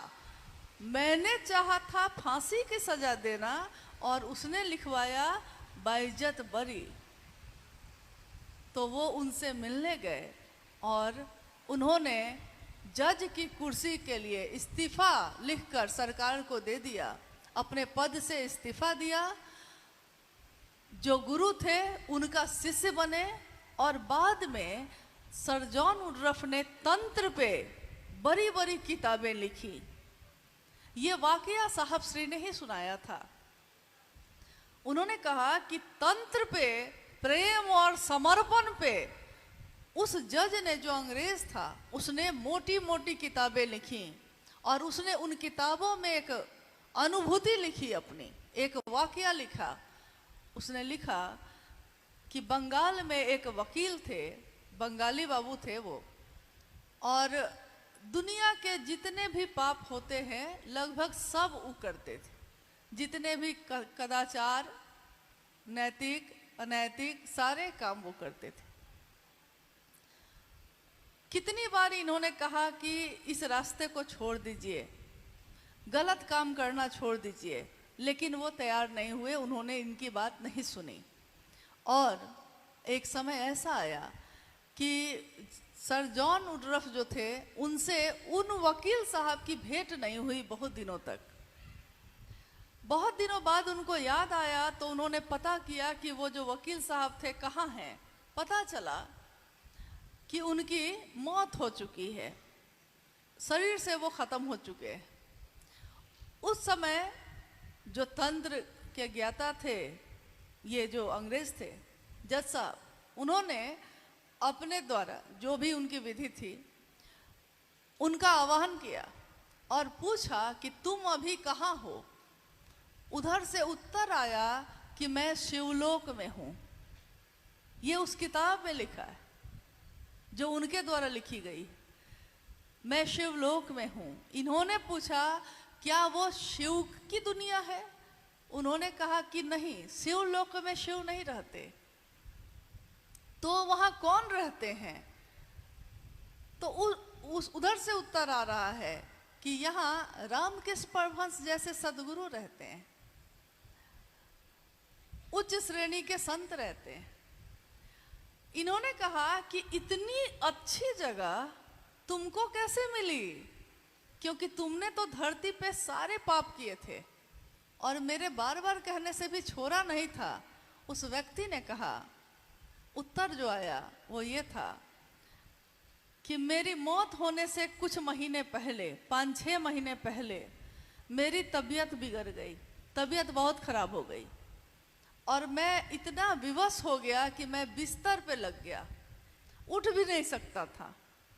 मेरी पत्नी जो बहुत आध्यात्मिक थी, वो पूरे समय मेरी सेवा करती रही और उसने मुझको जितनी भी किताबें हैं ईश्वर से जुड़ी हुई, चाहे वो रामायण हो, शिव पुराण हो, महाभारत हो, गीता हो, जो जो उसको समझ में आया उसने मुझको बैठकर जबरदस्ती सुनाया। मेरा मन नहीं था सुनने का, मैं कान बंद करना चाहता था, लेकिन उसने जबरदस्ती सुनाया और इतना सुनाया कि मेरा मन जो इतना डूबा हुआ था पाप में, उस समय मेरे मन की प्रवृत्ति बदल गई और मैं ईश्वर से प्रार्थना करने लगा। फिर मेरी मौत हो गई और मुझको ये स्थान मिला। ये एक घटना है, एक वाकया है, लेकिन ये वाकया ये समझाता है कि जबरदस्ती भी किसी का भला करना पड़े तो कर देना चाहिए, क्योंकि क्या पता उसको समझ में नहीं है कि शिव को गुरु बनाना उसके पिछले कितने कर्म फलों को दग्ध करेगा, वो नहीं जानता, क्योंकि मन में अंधेरा फैला है। अंधेरा इस दुनिया में तो शाश्वत है, अभी तो दिन का समय है, लेकिन अगर ये बत्तियां हम बंद कर दें और सारे दरवाजे खिड़की बंद कर लें तो रोशनी होगी कि अंधेरा होगा? अंधेरा होगा। रोशनी को लाना पड़ता है और अंधेरा तो है ही, शाश्वत है। चाहे वो व्यक्ति के मानसिक स्तर पे हो, चाहे वो जागतिक स्तर पे हो, जैसा दुनिया में है, अंधेरे को लाना नहीं पड़ता। अंधेरा है, लेकिन अंधेरा गायब हो जाता है। अंधेरा तुरंत वहां से विलीन होता है जहां रोशनी की एक भी किरण अगर आ जाती है। सारे दरवाजे बंद हैं तो अंधेरा है, और थोड़ा सा दरवाजा खोलिए, हल्की रोशनी की किरण आएगी और पूरे हॉल में आपको दिखाई देना शुरू हो जाएगा। यानी चाहे वो जागतिक रोशनी हो, चाहे वो आध्यात्मिक रोशनी हो, जागतिक रोशनी इस हॉल को, आपके घर को रोशन करती है। चाहे वो दिया हो, चाहे वो बत्ती हो, चाहे वो लैंप हो, चाहे वो मोमबत्ती हो, लेकिन आध्यात्मिक रोशनी हमारे मन को रोशन करती है, मन में फैले अंधेरे को दूर करती है। और मन में जो फैला है अंधेरा, अगर वो दूर हो जाए, ये कैसे हो सकता है? और ये होने के बाद हमारा मन कैसा होता है? हमने जो शिव को गुरु बनाया है, हमने जो 3 सूत्र अपने जीवन में उतारा है, ये हमारा मन कैसा होता है? ऐसा होता है जैसा साहब श्री ने आओ चले शिव की ओर में लिखा भी है और शिव चर्चाओं में उन्होंने कहा भी ये कि महादेव की करुणा, महादेव के द्वारा सतत प्रवाहित करुणा जब शिष्य भाव से मिलती है, महादेव के द्वारा सतत प्रवाहित करुणा जब व्यक्ति के शिष्य भाव से मिलती है तो क्या होता है? तो वो उसके मन में चिन्मयी उद्वेलन पैदा करती है। हम जो ये कहते हैं ना कि पहले सूत्र में हम बार बार ये क्यों कहते हैं, हे शिव आप मेरे गुरु हैं, मैं आपका शिष्य हूँ, मुझ शिष्य पर दया करिए, हम ये क्यों कहते हैं? मुझ शिष्य पर दया करिए ये क्यों कहते हैं? क्योंकि गुरु का भाव तो है ही, लेकिन जैसे ही हमारे दिल में, हमारे मन में ये भाव शिष्य का प्रकट होता है, विचार प्रकट होता है, प्रेम प्रकट होता है, तो ये क्या होता है? ये शिष्य भाव गुरु भाव से मिलता है। और गुरु भाव जो सतत प्रवाहित है, जो लगातार है ही, उसको लाना नहीं पड़ता, वो है ही, लेकिन शिष्य भाव को लाना पड़ता है। तो हम जैसे ही शिष्य भाव लाते हैं, ये हमारे मन में चिन्मयी उद्वेलन पैदा करता है। इसका अर्थ है चिन्मयी मतलब शुभ्र, ज्ञान की रोशनी, एक ऐसी रोशनी जो ज्ञान से रोशन है, जिसमें सब कुछ प्रकाशित है, सब कुछ चित्त में दैदीप्यमान प्रकाशित है, वो ज्ञान की रोशनी। उद्वेलन मतलब आपने देखा होगा कि जैसे कुआं अगर है, पानी से भरा हुआ है, या तालाब है, तालाब होगा इधर, तालाब में आप जब जाइए तो अगर वो तालाब का पानी शांत है और आप उसके किनारे बैठ के उसको देख रहे हैं, शांत है, पानी में कोई हलचल नहीं, पानी की अपनी एक तरंग है, चल रही है, लेकिन आपने बगल से एक पत्थर उठाया है और उस पत्थर को उस शांत पानी में फेंका है, क्या होता है? जैसे ही वो पत्थर पानी में फेंका जाता है, उसमें एक ऐसे देखिएगा कि गोलाई में एक तरंग पैदा होती है। उद्वेलन का अर्थ यही हुआ कि हमारे मन में जो जगत के लिए तरंग है, लेकिन शिव के लिए नहीं है, महादेव के लिए नहीं है, तो जैसे ही हम अपना शिष्य भाव देते हैं, वो गुरु जो मेरे मन को ऑपरेट करते हैं, अब वो गुरु उस मन में ये उद्वेलन पैदा करते हैं, यानी वो तरंगे पैदा होती हैं। आप कहिएगा कि ये तरंग जो पैदा होती है ये क्या करती है?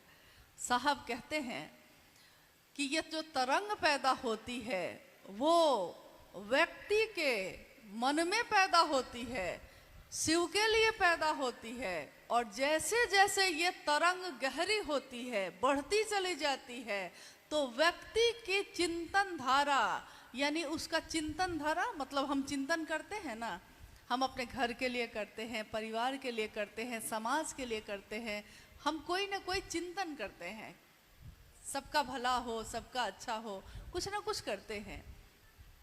लेकिन इस चिंतन करने में हमारा स्वार्थ होता है, यानी शुरू तो हो मेरे से हो, मिले दया मुझको मिले, सामान मिले मुझको मिले, समृद्धि मिले मुझको मिले, यानी स्वार्थ से भरा हुआ ये सोच जो मेरी है, ये जो चिंतन है, ये क्या है? ये स्वार्थ से भरा हुआ है। लेकिन जब शिष्य भाव गुरु भाव से मिलता है और तब जो उद्वेलन पैदा होता है, वो व्यक्ति के मन को स्वार्थ जनित तटबंधों को तोड़कर, स्वार्थ जनित तटबंध मतलब जैसे अलग अलग बांध बना के हमने पानी इकट्ठा कर रखा है ना, कि सिर्फ पानी मेरे लिए है, ये सारे तटबंध को आपका ही चिंतन, आपका ही मन इन सारे तटबंधों को तोड़ देता है, जो घेरा हुआ है, जो स्वार्थ में डूबा हुआ है।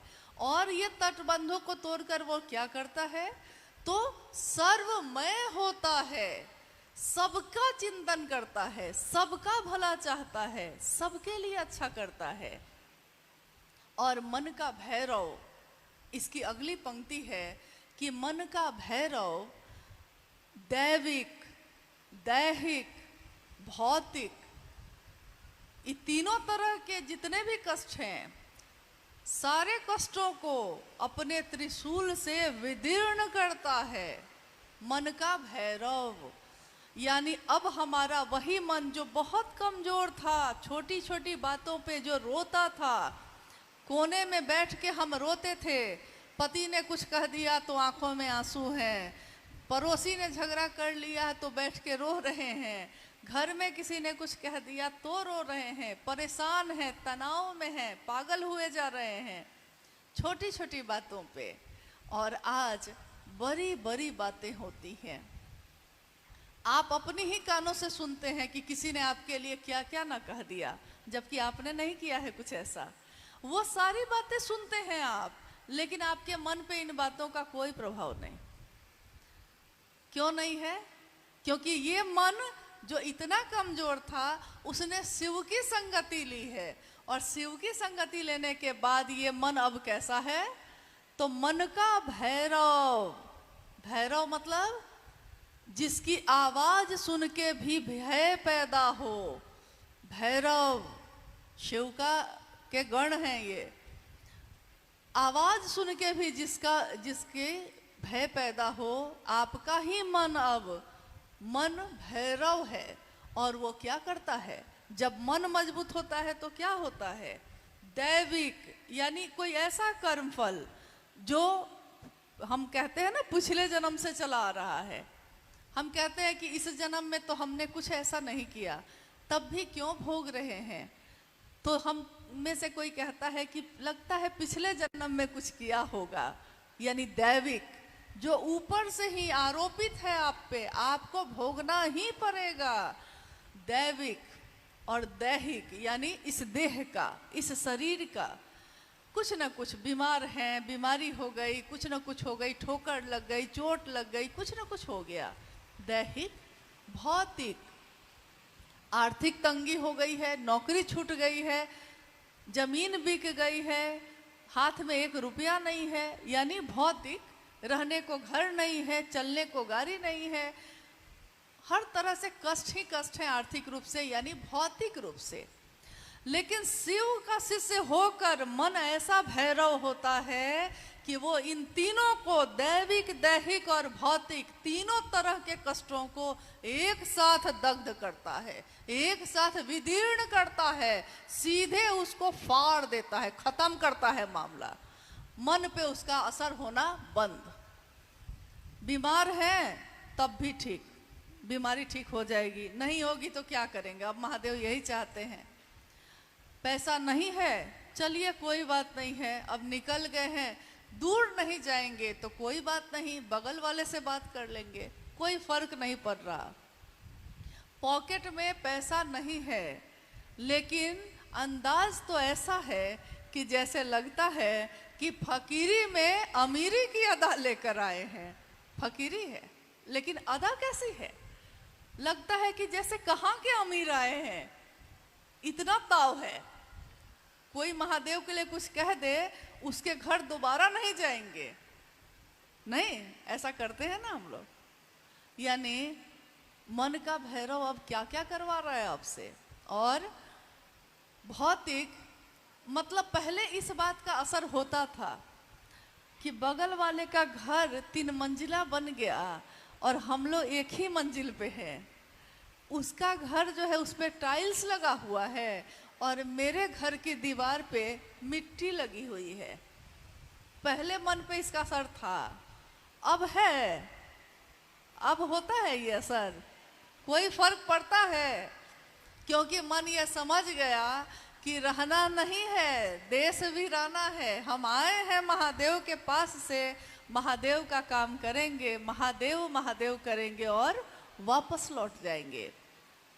ठीक वैसे ही जैसे यहाँ आने के लिए, एक छोटी सी यात्रा में आने के लिए न आप अपना घर लाए, न अपना टीवी लाए, न अपना फ्रिज लाए, न अपना कोई भी सामान लाए, क्योंकि आपको पता था कि छोटी सी यात्रा है, क्या लेकर जाएंगे, जो लेकर जाएंगे वो बोझ बनेगा, इसलिए छोड़िए। और ऐसे भी तो बटा ही जाएगा। ये भी समझ आ गई कि जैसे ही ये शरीर खत्म होगा, अपने ही लोग बाँट उठ के रेडी हो जाएंगे, तैयार हो जाएंगे। यानी ये समझ, पूरी की पूरी समझ। अब इसी समझ के लिए पूर्व में साधु संतों ने, या आज भी कितने लोग हिमालय की गोद में जाते हैं, अपना घर गृहस्थी छोड़ देते हैं, हिमालय में जाके साधना करते हैं। एकांत हो, कहीं कोई हलचल नहीं हो, कोई आवाज़ नहीं चाहिए, महादेव पे ध्यान मेरा टिक जाए, ऐसी जगह चाहिए। तो गुफा में बैठे हैं, तो हिमालय पे बैठे हैं, तो घोर घनघोर जंगल में जाके बैठे हैं। और हम आप कहाँ बैठे हैं? हम आप कहीं नहीं गए। हमने कोई हिमालय घूमने के लिए गए हैं, रहने नहीं गए।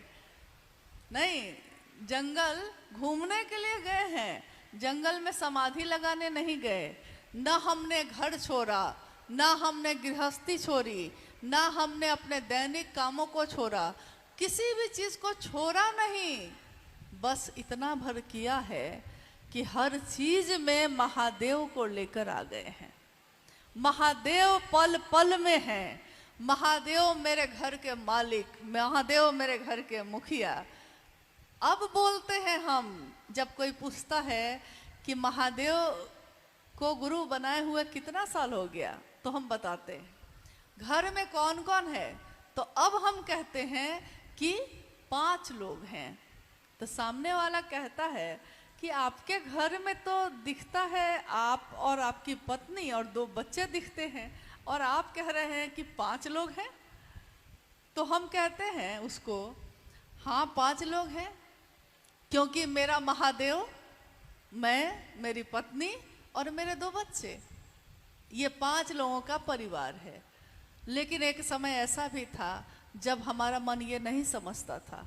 उस समय हमारा मन यही समझता था परिवार मतलब यही होता है, ये 4 लोग बस। आज अगर कहते हैं कि आपके परिवार में कितने लोग हैं, तो हम कहते हैं कि गिनती नहीं हो सकती भाई साहब। ये धरती हमारा जो है, धरती हमारा फर्श है, यानी धरती है, फर्श है,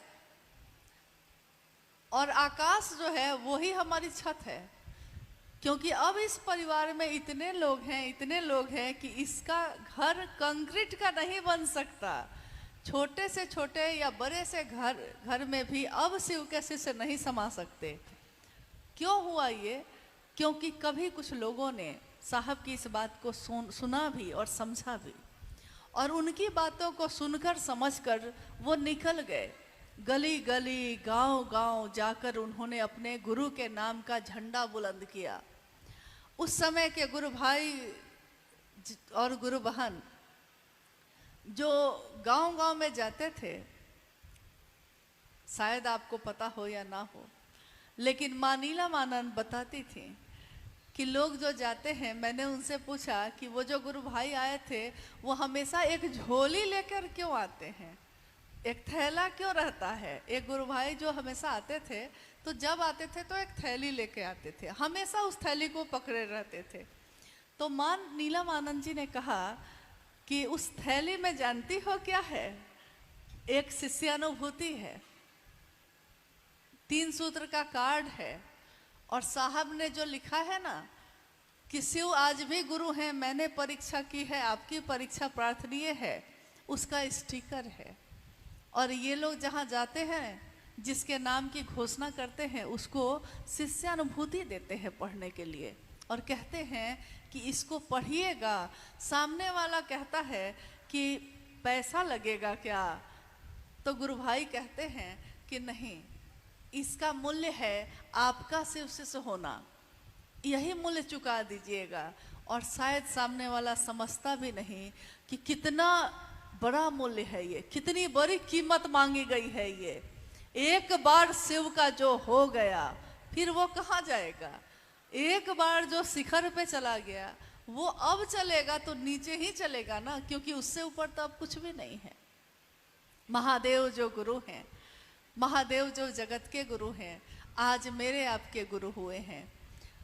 उस समय तो झोली लेकर लोग घूमे और शिष्यानुभूति और 3 सूत का कार्ड बांटा लोगों को। ये कौन लोग थे?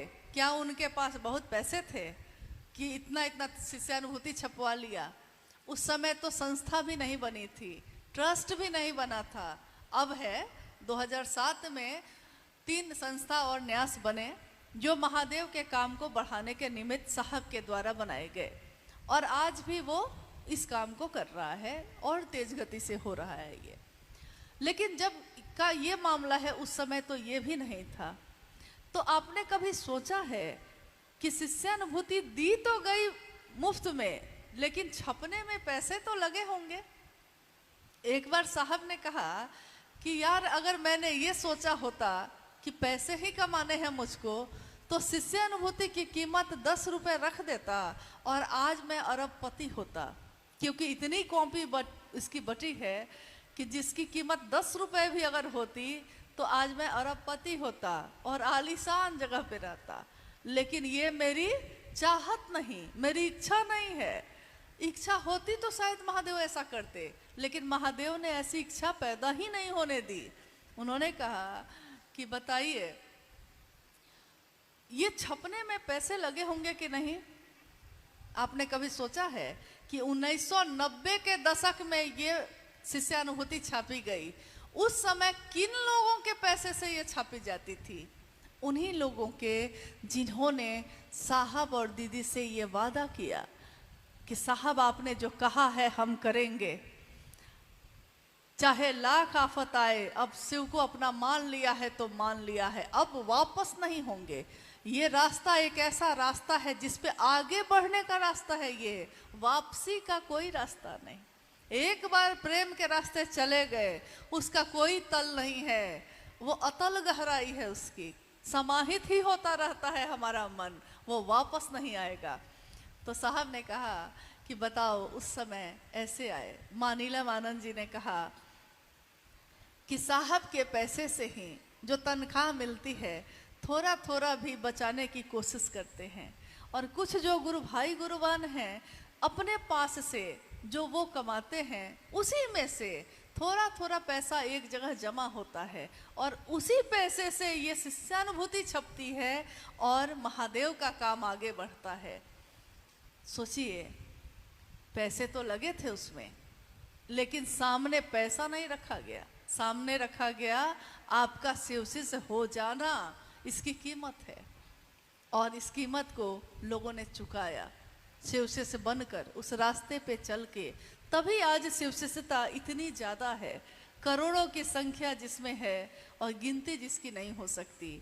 वैसा कारवां आज बन गया है। महादेव की असीम दया से हम सभी उस रास्ते पे चल रहे हैं। आज झारखंड के जंगलों में जहां आप जाते हैं, क्या हमारे कंधे पे है वो झोली? आप में से कितने लोगों के पास शिष्यानुभूति है? कभी आपने पढ़ा? अपने साहब की अनुभूति को कभी पढ़ा है? दूसरों को सुनाया है? क्या अपने साहब के इस दर्द को बांटा लोगों में? क्यों बांटा है तो बहुत अच्छा, और अगर नहीं बांटा है तो अनुरोध है कि इसको जरूर, नहीं पढ़ने आता है तो कोई बात नहीं। मेरे आंखों के सामने की ये घटना है। कितने लोग ऐसे आए जिन्होंने साहब और दीदी से ये कहा कि हमको पढ़ने नहीं आता दीदी, हम क्या पढ़ेंगे, हम तो अनपढ़ हैं। माँ नीलम आनंद जी ने कहा कि अक्षर नहीं आता है तो कोई बात नहीं, साहब की अनुभूति है ना, इसको अपने तकिया के नीचे रख के सो जाना। साहब ने कहा शिव को गुरु मान लिया है ना तुमने, चादर ओढ़ कर सो जाना। लेकिन वो महादेव तुमको सोने नहीं देगा, वो महादेव तुमको चैन से अब रहने नहीं देगा, क्योंकि तुम्हारे अंदर वो जग गया है। और जब घर में कोई जग जाए तो दूसरे अगर सोए हुए रहते हैं तो आप बेचैन होते हैं। घर में सुबह सुबह आपके कोई तो जगता होगा, कोई एक आदमी सबसे पहले जगता होगा, लेकिन जो जगता है वो जब दूसरों को सोया देखता है तो वो क्यों बेचैन होता है? उसको तो नहीं होना चाहिए, उसको तो सोचना चाहिए और अच्छा है, और सो जाओ 2 घंटा, आराम कर लो। लेकिन ऐसा नहीं होता। आप शरीर से सोए हुए देख रहे हैं किसी को तो आप बेचैन हैं। पिताजी आवाज लगाते हैं, अरे उठो स्कूल जाओ। माँ आवाज लगाती है, कुछ नहीं बस चलता है, बच्चा उठ ही नहीं रहा है, उठ ही नहीं रहा है। तब क्या करती है? पहले तो चादर खींचती है, पैर हिलाती है, तब भी नहीं उठता है। तब क्या करती है? 2 झापर सोए में लगाती है, 2 थप्पड़। हाँ, उठ नहीं रहा है। स्कूल खुल गया, सब चले गए, सूर्योदय हो गया, खेत पे चले गए, ये नहीं जा रहा है। क्यों बेचैन हुए आप? क्योंकि एक व्यक्ति अगर जग जाता है और देखता है कि सारी दुनिया सोई है, फिर उसको चैन नहीं है। जो साहब के साथ हुआ, साहब ने शिव को गुरु बनाया और उन्होंने देखा कि शिव तो जगा हुआ है लेकिन ये सारी दुनिया सोई है। शिव तो जगा हुआ है लेकिन दुनिया के लोगों में वो शिव सोया हुआ है। ये जगत, ये दुनिया जगी हुई है और महादेव सोया हुआ है। तब उन्होंने कहा कि अंतः प्रेरणा से, अपने गुरु शिव के दया से जो अंतः प्रेरणा मुझ में जगी, मैंने अपने गुरु से ये वादा किया, मैंने अपने गुरु से ये कहा कि मानव के अभ्युदय की जिद है मुझ में। अभ्युदय मतलब हमारा उन्नयन हो, हमारा परिमार्जन हो, हमारा जीवन जो ये इंसान का मिला है महादेव की दया से, ये जानवर की तरह नहीं बीत जाए, एक पशु बन के हम न रह जाए। हम जीव से शिव बन सकते हैं और ये संभावना एकमात्र इंसान में है। जीव मतलब इस मामले में इंसान में। जीव से शिव बनने की संभावना और किसी रचना में नहीं है। और जितनी भी योनियां हैं, जितने भी जन्म हैं, सब उस जन्म में आएंगे और खत्म होंगे। लेकिन इंसान की योनि एक ऐसा उसका जीवन है जिसमें ये संभावना है।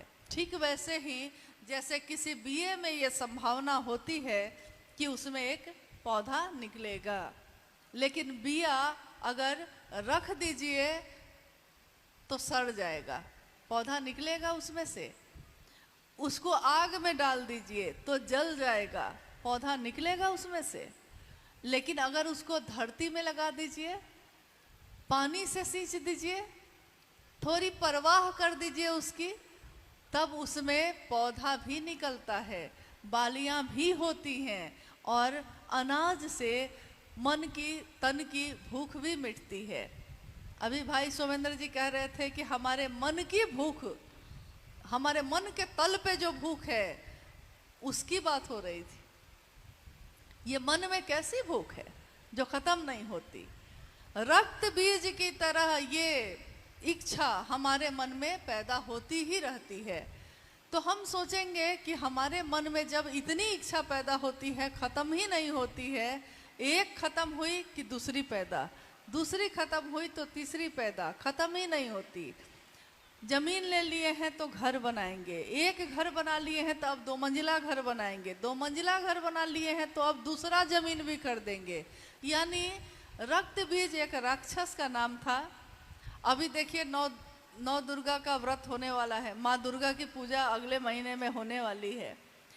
महिषासुर मर्दिनी, असुरों का जो संहार जिन्होंने किया, शिव की शक्ति, शिव की भगवती जिसने असुर प्रवृत्तियों का संहार किया, उसी में है।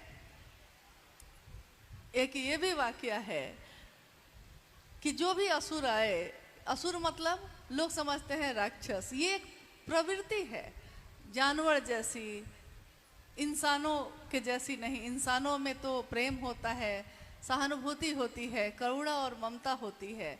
लेकिन किसी में अगर राक्षसी प्रवृत्ति हो तो वो हमेशा दूसरे का दुख चाहता है, हमेशा दूसरे को कष्ट देना चाहता है। यानी ये क्या है इंसान, लेकिन उसकी प्रवृत्ति राक्षस की है। तो राक्षस प्रवृत्तियों को जो संहार करती है वो शिव की शक्तियां हैं। शिव की शक्तियाँ जो जागृत हैं आज, शिव की शक्तियाँ कौन हैं? माँ भगवती तो हैं ही, लेकिन शिव की शक्ति अगर आपके अंश में नहीं आई तो आप कैसे महादेव का काम करते हैं? हम कैसे महादेव का काम करते हैं? क्योंकि हमारी इच्छा तो है, लेकिन उस इच्छा में शक्ति नहीं हो तो हम काम नहीं कर सकते। इच्छा शक्ति जिसको हम कहते हैं, इच्छा में ताकत नहीं हो तो हम चल सकेंगे, हम काम कर सकेंगे? नहीं कर सकेंगे। एक बार एक जिज्ञासा आई थी साहब के पास कि हम भगवती की पूजा करें या ना करें। शिव का शिष्य होकर हमको भगवती की पूजा करनी चाहिए कि नहीं करनी चाहिए? तो साहब ने कहा कि पहले ये तो जान लो भगवती कौन है। शिव की ही तो शक्ति है, न वो शिव से अलग है न शिव उनसे अलग है, क्योंकि शिव का ही प्रकटीकरण है वो, तो अलग थोड़े ही है। लेकिन शिव की पूजा सबकी पूजा, उसमें उनकी सारी शक्तियाँ, समस्त शक्तियाँ उसी में प्रकट होती हैं, उसी में विलीन होती हैं, और उसी का प्रकटीकरण हम और आप भी हैं। हमारा मन भी उसी तरह चलता है। चलिए, आज जो ये संगोष्ठी है उसमें अब ये समापन की तरफ है, लेकिन हम लोग जिज्ञासाओं पे बात कर लेते हैं। अगर कोई जिज्ञासा आई है, जिज्ञासा का अर्थ होता है जो आपके मन में पैदा हुई हो। अगर आपके मन में ये पैदा हुई है तो उसका उत्तर जितना भर आता है देने की कोशिश हम लोग करेंगे, क्योंकि ये गुरु का मंच है, इस पे कोई विद्वान नहीं है, कोई बहुत ज्ञानी नहीं बैठा है। जैसे आप शिव के शिष्य वैसे हम भी शिव के शिष्य, और हम सभी गुरु भाई गुरु बहन जितना भर हमने अपने साहब से जाना है महादेव के बारे में, उतना भर दूसरों से बताने की कोशिश करते हैं। कहते हैं कि जितना जाना है उतना भर तो बताइए। खुद अपने ही सीने में दफन करके रह जाएंगे तो किसी का भला नहीं होगा। तो जितना जाना है, जितना पाया है, दूसरों में बांटने की कोशिश की जानी चाहिए। आइए हम जिज्ञासा पे चलते हैं।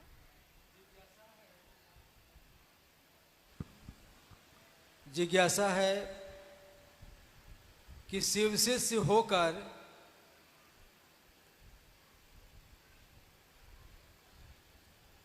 नहीं, शिव शिष्य बनकर कुछ लोग पूजा पाठ और झाड़ फूक तथा अन्य क्रियाएं करते हैं, जबकि साहब ने कहा है कि 3 सूत्र करना है और ये लोग नहीं मान रहे हैं। क्या करें और ये कहाँ तक उचित है? जिज्ञासा तो आपने सुन ही ली है। जिज्ञासा ये है कि शिव का शिष्य बनकर हो, पहले इन्होंने कहा होकर, लेकिन तुरंत इनको लग गया कि हाँ गलत है, ये हो जो जाएगा वो तो ये काम करेगा ही नहीं। जो शिव शिष्य होगा वो तो शिव के नाम पे ये सारे व्यापार करेगा ही नहीं। यानी शिव शिष्य बन के, तो बन के मतलब मुखौटा लगाकर कि मैं भी गुरु भाई हूँ, मैं भी गुरु बहन हूँ, मैं भी शिव का शिष्य हूँ, कह के आप ही के बीच बैठेगा और आप ही के मन को शिव की चर्चा से हटाकर कभी झाड़ फूक, कभी ओझा घुनी, कभी कुछ समझाने लगता है। यानी शिव की चर्चा के नाम पे ये सारी चीज़ें होने लगती हैं। कल शाम में हम लोग जब कमरे में बात कर रहे थे तो हम लोग इस पे बात कर रहे थे कि कहते हैं कि गुरु के आदेश में ताकत होती है। उससे अगर इंच भर भी, आधा इंच भी, इतना भर भी, धागा मात्र भी अगर थोड़ा भी इधर से उधर हुए नहीं कि गए। क्यों? क्योंकि गुरु के आदेश के अलावा शिष्य को कुछ और करना ही नहीं है। शिष्य वही जो गुरु के आदेश अनुसार करे, अनुशासन से बना है ये। यानी शिष्य, शिष्य धातु से बना है, इसी से अनुशासन बना है। तो शिष्य वही जो गुरु के आदेश के अनुसार करे। तो ये शिष्य कौन है? गुरु का आदेश क्या है?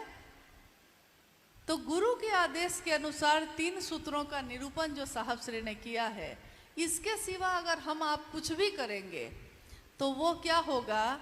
वो बस इतना ही भर होगा कि शिव का एक रूप है रुद्र और वो रूप है उनका रौद्र, जिसमें उनकी आंखें तुरंत लाल होती हैं। तो हम शिव का शिष्य बनकर इस काम को ना करें। बाकी दूसरा चेहरा लगा के आपको करना है, आप करिए, आप जानिए, लेकिन शिव का शिष्य बनकर समाज में शिव का नाम लेकर और तब शिव शिष्यता से उलट अगर हम कुछ भी करते हैं तो साहब ने कहा कि याद रखिएगा कि महादेव है वो, उसकी आंखें तुरंत लाल होती हैं। और फिर और कहीं पे कोई दिक्कत होती है किसी को तो शिव की शरण में आता है, लेकिन अगर शिव ही क्रोधित हो गए तब किसकी शरण में जाएंगे? इसलिए ऐसा कोई कृत्य हम ना करें जिसकी क्षमा शिव भी ना कर सके। क्षमा जिसे कर सके न तुम भी, हो गई कोई ऐसी भूल, कोई ऐसी भूल ना हो जाए हमसे जिसकी क्षमा हमारे गुरु भी ना करें। जितना भर कहा गया है उतना भर हम करें। स्थान, काल, पात्र, इसका अपना एक विज्ञान है। स्थान यानी जिस दुनिया में हम रहते हैं, पात्र यानी मैं, आप, हर वो व्यक्ति जिसने कहा है कि शिव मेरे गुरु हैं, हर वो व्यक्ति वो पात्र है। स्थान ये भारत भूमि है और विश्व अब उस स्थान में शामिल है। पूरा विश्व, पूरा ब्रह्मांड, शरीरी अशरीरी सारी सत्ताएं उसमें शामिल हैं। और काल, जिस काल में, जिस कलयुग में ये जो समय चल रहा है इसको कहते हैं कलयुग। तो इस कलयुग में जिस काल में शिव की बात आई है, गुरु ने, शिव ने जितना भर कहा है, वरेण्य गुरु भ्राता ने जितना भर कहा है, हमको आपको उतना ही करना चाहिए, न उससे कम न उससे ज़्यादा। बस इतना ही अनुरोध है। बाकी कुछ भी अगर आप करते हैं तो अब इसकी जिम्मेदारी आपकी होगी, क्योंकि समझाते समझाते एक सदी बीत गई, एक युग बीत गया। कितना कहा साहब ने, रात दिन वो बोलते ही रहे। और उन्होंने एक दिन कहा कि 40 सालों से मैं एक ही बात कह रहा हूँ सबसे, महादेव को अपना गुरु बनाओ, अपना बनाओगे तो दर्द होगा, अपनों के साथ व्यापार नहीं होता। साहब ने कहा तुम अपने बेटे के साथ व्यापार नहीं करते, जो तुम्हारा अपना है उसमें दिमाग नहीं लगाते, उसमें तो दिल लगाते हो। महादेव मेरा है तो दिल का मामला है ना भाई। तुम चाहोगे कि मेरे कृत्य से महादेव कलंकित हो जाए? और साहब ने बार बार ये कहा कि शिव के शिष्य कदापि इस काम को ना करें। शिव का शिष्य बनकर, शिव के शिष्यता का मुखौटा लगाकर, अगर शिव शिष्यता से इतर, इससे बाहर हम में से कोई कुछ भी करता है तो फिर उसकी रक्षा कोई नहीं कर सकता।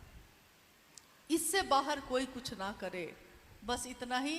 और इसको साहब ने इतनी बार कहा है कि अभी भी हम लोग इस पे बात कर रहे हैं, ये हमारे आपके लिए दुर्भाग्यपूर्ण है। कहते हैं कि उठिए और जागिए और चलिए। उठ गए हैं, जग गए हैं, शिव जाग गया है तो जागा है तो उठिए और चलिए। और तब तक मत सोइएगा जब तक दूसरों में भी शिव को मत जगा दीजिए। जगाइए महादेव को सब में। महादेव का जागना मतलब मन में जागना होता है। नहीं तो पिछले कुछ वर्ष पहले भूकंप आया था, नेपाल में भी आया था, भारत में भी आया था। तो लोगों ने मुख्यालय फ़ोन करना शुरू किया कि आपके शिवसी से जो इधर आए थे उन्होंने इतना जागा जागा महादेव किया है कि भूकंप आ गया है। चलिए कुछ तो हुआ, मतलब आपने माना ना कि शिव जागते हैं तो कुछ होता है। और मैंने अभी कहा वो महादेव तो इतने करीब से सुनते हैं जिसकी मतलब आप कल्पना नहीं कर सकते। आंसू लेकर कोई शिष्य अपने गुरु को पुकारता है और कहता है, ये माँ नीलम आनंद जी की डायरी में लिखी हुई कुछ पंक्तियां हैं। एक शिष्य अपने गुरु को पुकारता है, उसको कष्ट होगा तब भी वो गुरु को पुकारेगा, उसके मन में, उसके जीवन में सुख आएगा तब भी वो गुरु को पुकारेगा, और जब कोई सहारा नहीं होगा तब भी वो गुरु को ही पुकारेगा। तो वो पुकारता है कि आंसू का उपहार महागुरु आज चढ़ाने आया हूँ। आंसू जो मेरी आंखों में है, महागुरु महादेव, मैं वो आंसू लेकर आपके पास आया हूँ, क्योंकि मेरे पास अब कुछ भी नहीं। इस जगत में जो चीज़ें होती हैं मेरे पास नहीं है अब ये, तो मैं क्या लेकर आया हूँ आपको। वो महादेव से कहता है कि मैं लाना चाहता था आपके लिए उपहार, कुछ और अब मेरे पास है नहीं, तो आंसू का उपहार महागुरु आज चढ़ाने आया हूँ। आज निराशा के फूलों का हार चढ़ाने आया हूँ। आंसू की है प्यास तुम्हें, हे महादेव, क्या हम सभी शिव के से रोएंगे तब तुम हमारी मदद करोगे, तब अपने काम को बढ़ाने में अपनी मदद करोगे।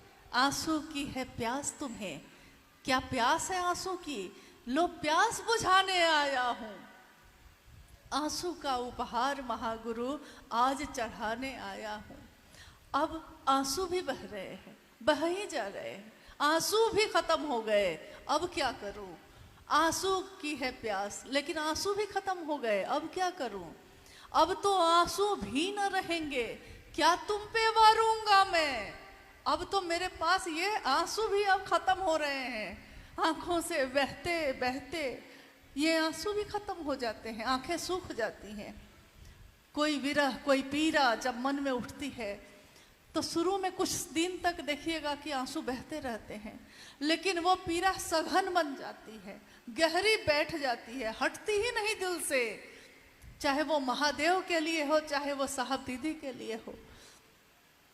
तो हम कहते हैं कि अब तो आंसू भी न रहेंगे, क्या तुम पर वारूंगा मैं। अब तो किसको सर्व, किसको अपना सब कुछ कहूंगा मैं। उठता है विश्वास तुम पर भी, तुमसे भी, क्योंकि सब जगह से निराश हो रहा हूँ, टूट रहा हूँ, तो तुम पर से भी विश्वास उठ जाता है। महादेव तुम हो कि नहीं, महादेव तुम विश्वास करते हो कि नहीं, महादेव तुम मदद करते हो कि नहीं। उठता है विश्वास तुमसे भी, लेकिन फिर सोचता हूँ किस पे विश्वास करूँगा मैं। तुमसे भी जब विश्वास उठ जाएगा तो अब किस पे विश्वास करूं मैं, क्योंकि अब तो कोई नहीं है तुम्हारे सिवा। इसलिए अब चाहे मदद करो या ना करो, अब विश्वास उठे या ना उठे, तुम ही रहोगे शिष्य की दुनिया में और कोई नहीं आएगा। लोग आएंगे, लोग जाएंगे, मेरे इस जीवन का क्या है, आपके इस जीवन का क्या है। कितने लोग मिले, कितने लोग चले गए, कितने तारे उगे इस धरती पे, इस आकाश में, और कितने तारे आकाश से टूट टूट कर गिर गए।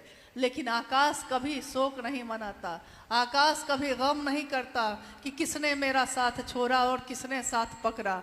चलने वाला आंधियों में भी चलता है, अपने गुरु के विश्वास पे चलता है, और गुरु की दया कांटों को फूल में बदलती है। कैसे बदलती है, ये आध्यात्मिक ऊर्जा कैसे काम करती है। हम तो कहानी सुनते हैं कि मीरा को उसके ही देवर ने जहर दे दिया, क्योंकि महल की प्रतिष्ठा जा रही थी, गलियों में घूम रही थी वो। तो महल की रानी गलियों में जब घूमने लगी तो घर की प्रतिष्ठा जा रही थी, जहर का प्याला दे दिया। प्याले में क्या था, जहर। पिया तो क्या पिया, जहर, लेकिन उसके मन पे इस जहर का तो कोई असर नहीं था। तो वो जहर पीकर भी अमृत बना रहा, वो जहर पी भी गई तो अमृत बना रहा। तो दुनिया जहर देती है और महादेव की दया उसको अमृत बनाती है। दुनिया आपको गिराना चाहती है और महादेव की दया हाथ बढ़ाकर आपको अपने साथ लेकर चलती है। और किसका साथ चाहिए आपको। साहब ने तो कहा कि आओ चले शिव की ओर, आओ। उन्होंने नहीं कहा कि जाओ, उन्होंने कहा आओ मेरे साथ आओ। और जब आपको उनका साथ मिला है, अब किसकी ज़रूरत है। तो अब जो आए शिव का शिष्य बनकर झुकिए। झुकना जो सीखता है महादेव के लिए, दुनिया उसके सामने झुकती है। झुकिए महादेव के लिए, चाहे वो महादेव का नंदी है, झुकिए। महादेव का है ना, वो सांप है, वो महादेव का है, लेकिन याद रखिएगा सरक का सांप नहीं, तो झुकिए, क्योंकि आप महादेव के लिए झुकते हैं, आप किसी व्यक्ति के लिए नहीं। साहब ने कहा कि आप प्रणाम करते हैं किसी को, एक प्रणाम और अनेक परिणाम। ये वाक्य उन्होंने कहा तो हम लोगों ने उसके बैनर बनवा दिए, पोस्टर लगवा दिए कि एक प्रणाम के अनेक परिणाम होते हैं, क्योंकि एक प्रणाम जो आप करते हैं किसी को और उसके मन को शिव की तरफ लेकर चले जाते हैं, ये मामूली बात नहीं है। आप झुके हैं ना, प्रणाम करने के लिए झुके हैं आप किसी के आगे, आप उसके लिए नहीं झुके, आप अपने महादेव के लिए झुके। और इसमें मुझको या आपको, किसी भी शिव शिष्य को कोई लज्जा नहीं, हम अपने महादेव के लिए झुके हैं, झुके रहेंगे। आप भी शिव का शिष्य बनेंगे तो समझेंगे कि झुकने में क्या आनंद है, झुकने में कोई पीड़ा नहीं, झुकने में आनंद है। लोगों के लिए हित सोचने में कोई दुख नहीं, इसमें आनंद है, सुख है। क्योंकि जो आप दूसरे को दीजिएगा, इस काल का, इस समय का, इस दुनिया का ये विधान है कि जो दूसरे को दीजिएगा वही आपको वापस मिलेगा। मिलता है कि नहीं मिलता है? आपने दूसरे को पीड़ा दी है, आप सुख की नींद नहीं सो सकते। आपने दूसरे को सुख दिया है, आप सुख की नींद आपको नसीब है। आप जिस दिन सुबह से रात तक के अपने जीवन को देखिए, उस जीवन में अगर आपने किसी की मदद की है बिना सोचे हुए, किसी की इतनी सी मदद, थोड़ी सी, आपने देखा है कि कोई वृद्ध आदमी सड़क के किनारे खड़ा है और रास्ता पार करना चाहता है, बस इतनी ही मदद की है आपने उसकी। आप बढ़े हैं, आपने उसका हाथ पकड़ा है और कहा कि बाबा चलिए मैं पार करा देता हूँ, और आप उसके साथ रास्ता पार करा देते हैं उसको। वो चला गया, 10 कदम ही तो आप उसकी मदद किए थे, 10 कदम ही तो चले थे उसके साथ, लेकिन उस दिन का पूरा दिन आपका आनंद में बीतता है। आनंद सुख से भी जो बढ़ के है, सुख है तो दुख आ सकता है, आनंद हो तो न सुख आता का पता चलता है न दुख का, कुछ पता नहीं चलता। यानी और किसी को आपने अपशब्द बोल दिए हैं, हो सकता है उसका दोष हो सकता है उसका दोष ना हो। किसी को आपने नीचा दिखा दिया है, किसी को आपने रूखा बोला है,